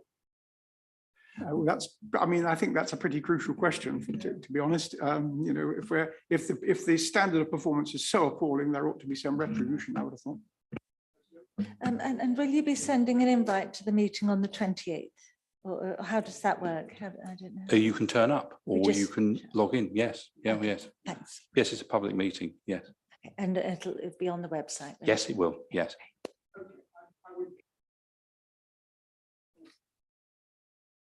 of our suppliers? I mean, I think there are penalties. My colleagues who are perhaps a little more versed in sort of contract procurement than me says that there will be. Sounds as we ought to be applying them. Maybe you can come back to us on that. All right, fine, thank you. Let us move on from housing then. Can we just go back to finance? So, oh, sorry, Terry. Go on. Before we move on from housing, going back 2 pages to page 24 in the short pages, housing delivery. I have seen, and with great interest, references here to housing in Godalming, in Farnham, in Newhurst, in Churt, in Chiddingfold, in Elstead. But nowhere is there any reference to social housing in Hazelmere, and I really would like to know what is going on. Thank you.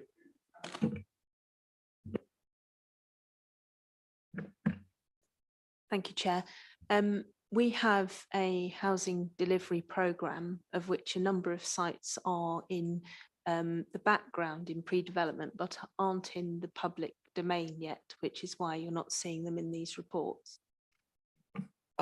I'm well aware that there is, not in public domain, there's the fairground car park, but that, as my understanding, will not be social housing. I'm specifically asking about social housing. In terms of tenure, we do have sites in Hazelmere that are delivering affordable stroke social housing, but they're not, apart from the fairground site, not in the public domain at the moment. I'm happy to talk to you about them maybe offline then, yes, Terry, I would suggest that you follow up to find out what sites are in there. That's something which you can do because it's a perfectly reasonable question to ask. Can you do that? Okay, fine. Terry, are you okay with that? Okay, fine, thanks. Let us move back then to finance. Are there any questions on the finance section? That's pages 19 to 23. Yeah, thank you, Chairman. Yes, I refer to page 20 of the report, which is page 82 of the overall paper. And it's section 6.22 under comment. And its cost of living grants have been paid to many taxpayers to help with the ongoing cost of living crisis. It'd be interesting to know how many grants have been paid and what sort of percentage that is of the overall households. Can we reply to that, Candice? I can certainly try. So the cost of living payments that Waverley have handed out. So we've got many, but the main one would have been the energy rebate, which all council taxpayers in certain bandings were eligible for. I can get numbers on that, I'm not entirely sure. And then we've got many other schemes, housing support fund, etc. I probably will need to go back to colleagues, get those numbers and we can circulate. Thank you. And could I just again congratulate the Treasury team with page 23, where you can see we're expecting annual interest receipts of 2.89 for the year now, which is a remarkable performance. Delivering us 1.83 million and the return of 3.23%. So well done. Terrific progress. Can we move on then? We've done housing. Can we go on to legal and democratic services? That's page 30 to page 33. Are there any questions in that area? Could I just ask a question on page 31? There is some the first paragraph there deals with the recruitment of lots of people there. It doesn't mention the section 151 officer. Can you just bring us up to speed with where we are with the recruitment of a permanent section 151 officer?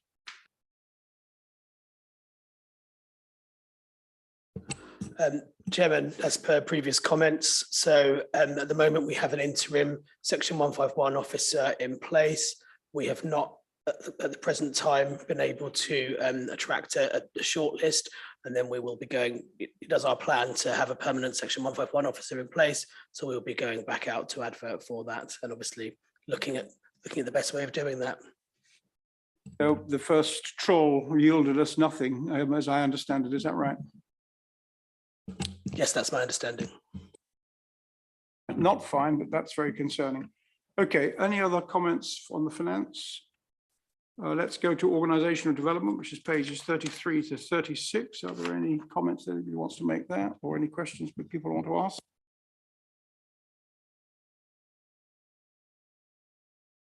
I would only draw attention to page 34, where high levels of staff shortages and long-term sickness reference OD2 in the table there in area 9.2.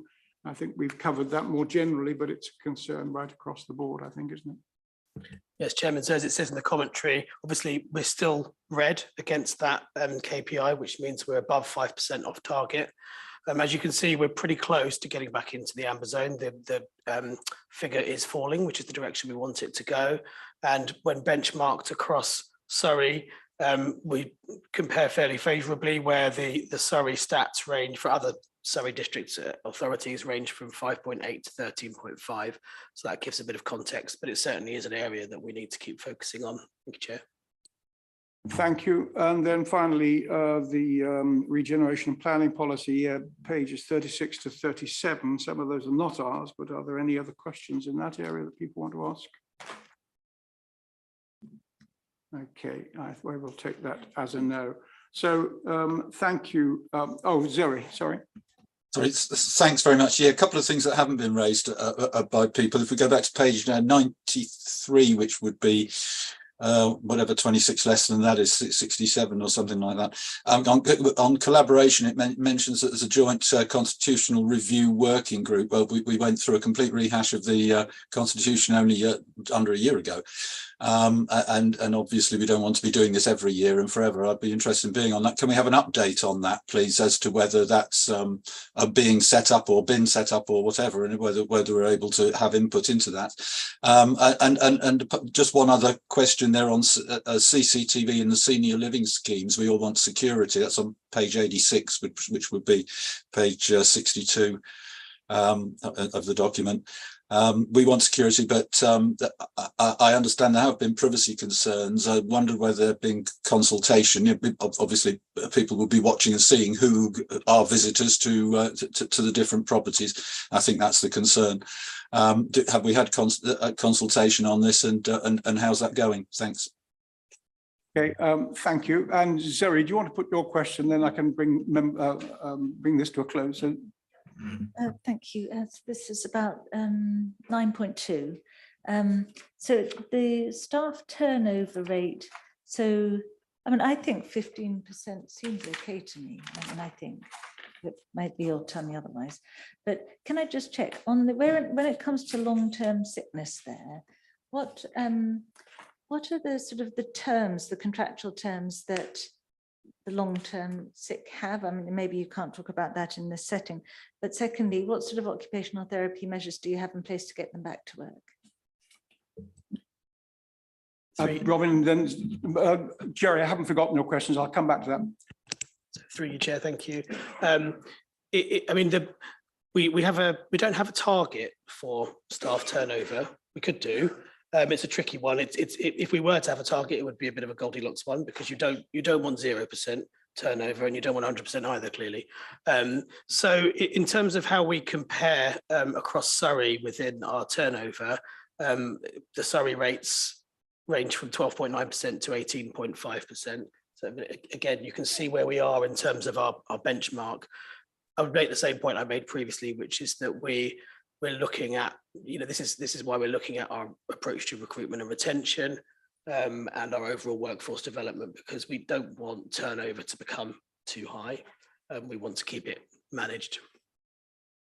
And Robin, could you perhaps answer Jerry's point on page 31, which is the constitutional arrangements? And then I think, Andrew, we will come to you, if you may, on page 24, which is the CCTV with the senior living schemes, if I can come to you after that. Robin, do you want to take the constitution one first? No, I think you would probably need a written response from the monitoring officer for that one. Can I just pick up on a point I failed to answer from previously? In terms of the contractual arrangements, could you clarify what information you were looking for? It may be that I come back to you in writing on that. Through you, Chair. Yeah, maybe we should. I think we should probably take that one off record, because it comes down to employment contracts. But do you have sort of measures in place as a rule whereby occupational therapy are helping people to get back to work, actively? Yes, Chairman. So we have an occupational health provider that we contract to, and we do actively seek support from occupational health advice when that is needed. We also have, alongside our general employee wellbeing programme, we have a provider which staff are able to register their sickness absence with, and it isn't just a logging service. That service will also make available to members of staff health and wellbeing advice, either online or over the telephone, so that by doing that, we're actually providing staff with a confidential service to try and improve levels of sickness in the workplace. So it's all part of our approach to trying to improve employees' wellbeing. It is something we focus on. If there's anything else that you wanted to look at, it may be something we could pick up in the working group that was referred to at the start, Chairman, or alternatively, I'm happy to provide it offline. Thank you. Okay, thank you. Sorry, just to, you will, on the constitutional arrangements, on Jerry's point, you will go back to him, or you'll get somebody to go back to him on that. I think you need a response from the monitoring officer rather than from me. Thank you. Could we make sure that's done, Leila? Okay, fine. And then just before I come to you, Andy, Jerry's other point was on page 24, which is on CCTV and senior living schemes. Andrew, do you want to comment on that? Well, yes, the consultation took place and the tenants wanted it, and the programme of installation has started. It's just as the commentary says. Okay, fine, thank you. And Andy? I can say something briefly to help Jerry, Chairman. If Jerry attends the meeting on the 2nd of October of the Standards and General Purposes Committee, we'll get an update on the question that he's asked about. The Constitution. Yeah, if you attended that meeting, you'll hear all about it. Okay, Jerry, are you happy on that? Yes, thank you very much. Okay, fine, thank you. Right, I think that probably brings us that item to a close. Are there any other final questions that anybody wants to ask, or any comments that you want to make? Okay, thank you. I think there were some useful things that we identified in that, so thank you very much. Let us then move on to item 10, which is the Department for Levelling Up Housing and Communities. This really came up with a question from a member of the committee, I think Zoe, wasn't it, in terms of benchmarking data and just what's happening. Mention was made of the fact that the Secretary of State has initiated something. Here is the letter. I think we have who's going to present on this? That'll be Rosie. me, Chair. Sorry, Yeah. Candice. Okay, Yeah, the other it's all one. for you tonight, isn't it? Okay. So do you want to just take us through that and what we're doing and how we're doing it? Thank you. Yeah, absolutely. So the letter that's come through is to do with the metrics that Offlog are bringing in, and they're actually live already. So I've handed around to everyone a little worksheet that shows what those metrics are. So there are 7. Sorry, I didn't get that. Oh, it's gone. You got it. Good. So there are 7 overall. And on those metrics, we are sort of weighted against the median within our nearest neighbours and also across England. I think the important thing to note on here is that a lot of narrative is needed with these headings. And I mean, there's some useful data in there in terms of our reserves. Our reserve levels do appear to be higher than average in terms of our core spending power. Band D properties, all those are sort of in line. And the most interesting one probably, and for us and for other local authorities, particularly with everything that's going on, is the debt levels that we have. The biggest issue I have with the debt levels and this metric that they've used is they are using HRA debt, but general fund income. So I've sort of spelled that out for you in the papers. And when we bring in HRA, we're actually in line with the median. We're not way above, which is what it shows in these metrics and is what's showed online. So we will be going back with that feedback back to the department, and we will be doing it on a similar one. There's another metric that's going to be coming out on debt that we have the same feedback for. But overall, in terms of benchmarking and finance, me and Rosie have had conversation about this, and we do want to bring it in where possible. We will seek to bring in benchmarking data. There will be a need for narrative. There will be a need for us to compare to like for like authorities. For us, HRA is a key one, so we need to be comparing to another housing authority such as Guildford. But we can definitely seek to, where possible, bring in benchmarking data. Okay. Questions? Andrew? Sorry, what is HRA? The housing revenue account. Zoe? Well, I'm delighted that we're making progress on benchmarking, and I noticed that Robin benchmarked his data, he already had it to hand. So I think some officers are already benchmarking as a rule, and that maybe we should, again, make it a policy that the highest level figures, maybe just the top 3 in any one division, are as a matter of course benchmarked, you know, across Waverley. I think that would be helpful for all of us councillors in terms of being able to scrutinise and add some decent value. Otherwise, it is just numbers if you're new to the business, you know, new to this occupation.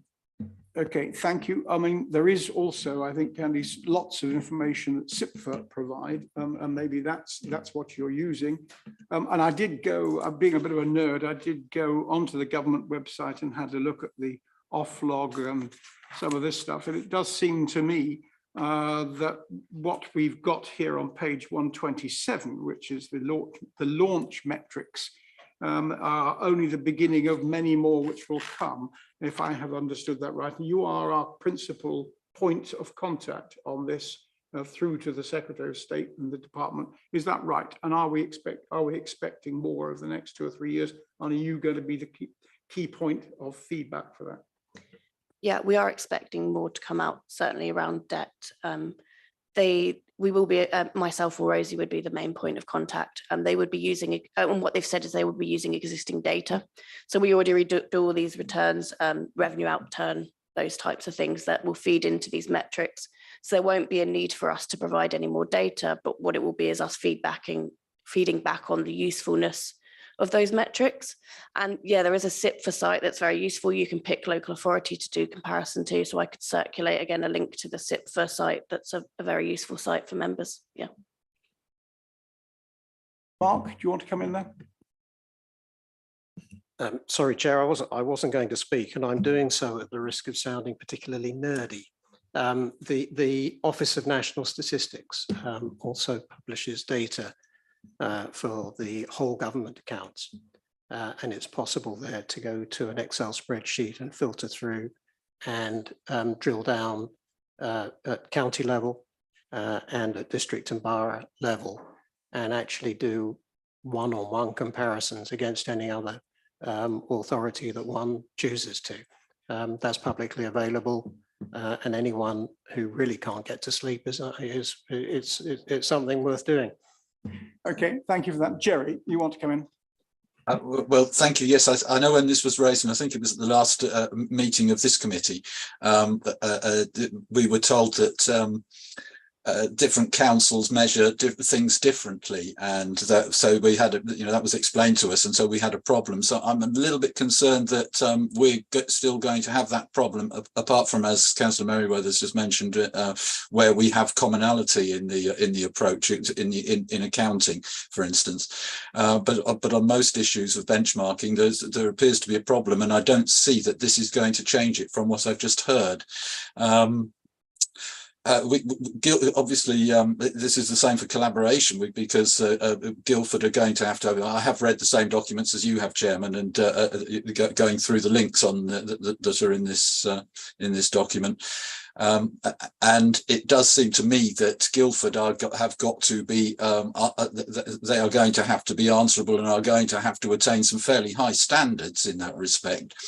And obviously, as we are tied to them and tying ourselves closer to them as we go along, we are going to have to also undergo at the same time the same sort of culture change that they are going to have to undergo, and that's going to require quite a lot of changes.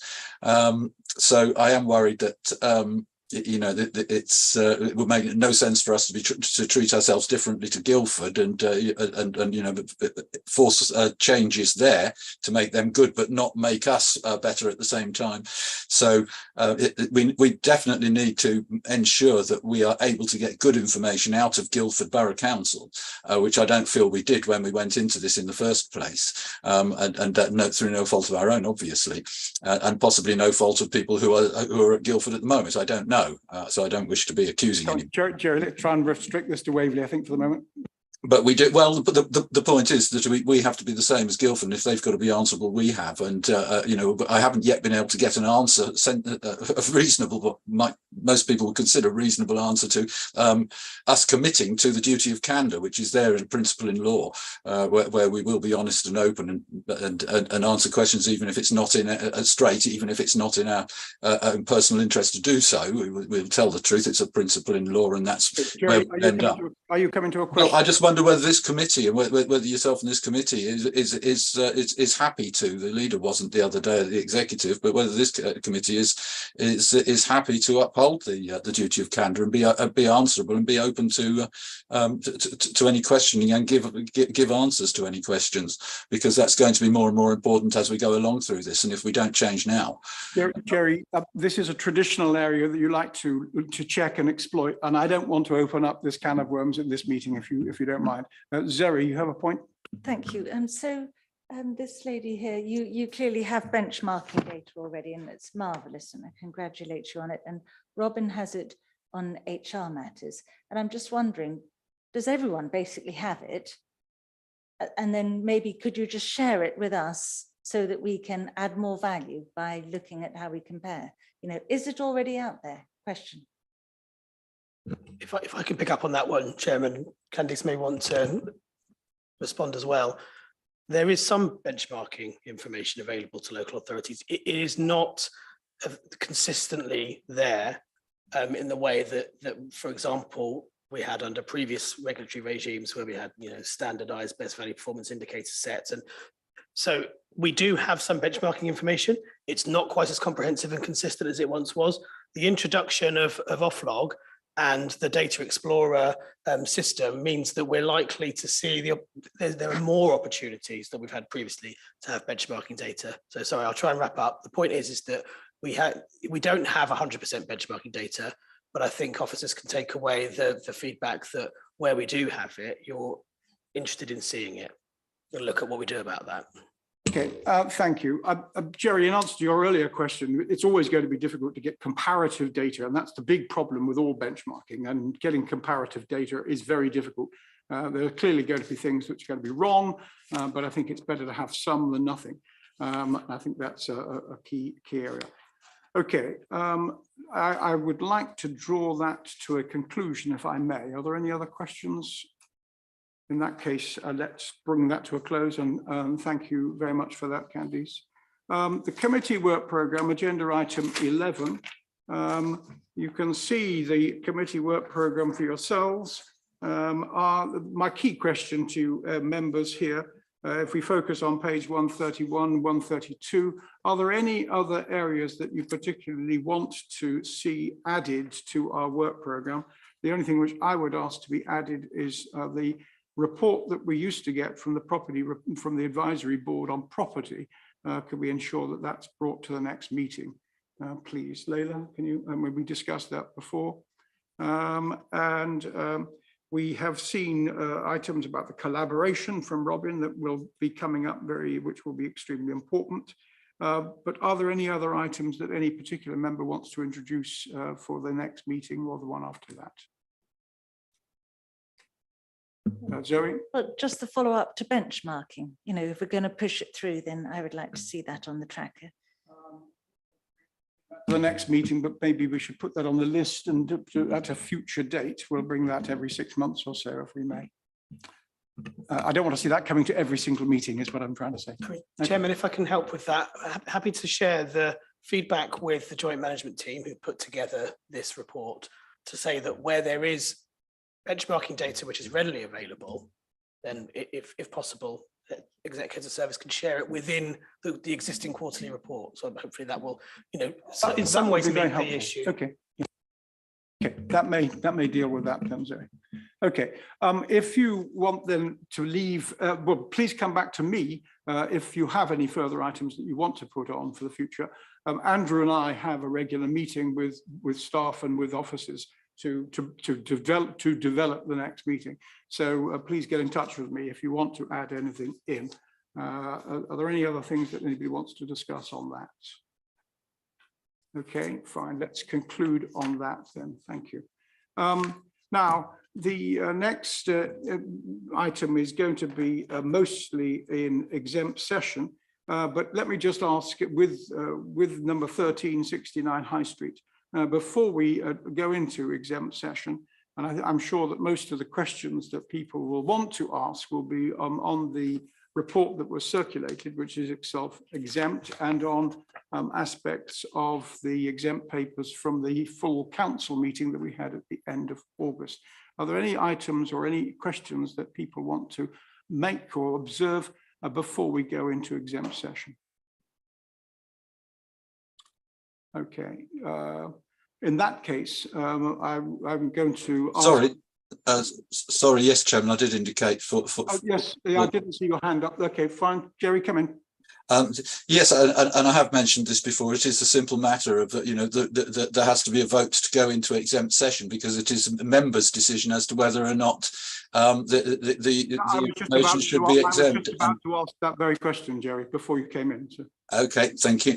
So you won't, of course, you won't be able to contribute anything further because you won't be on the live session.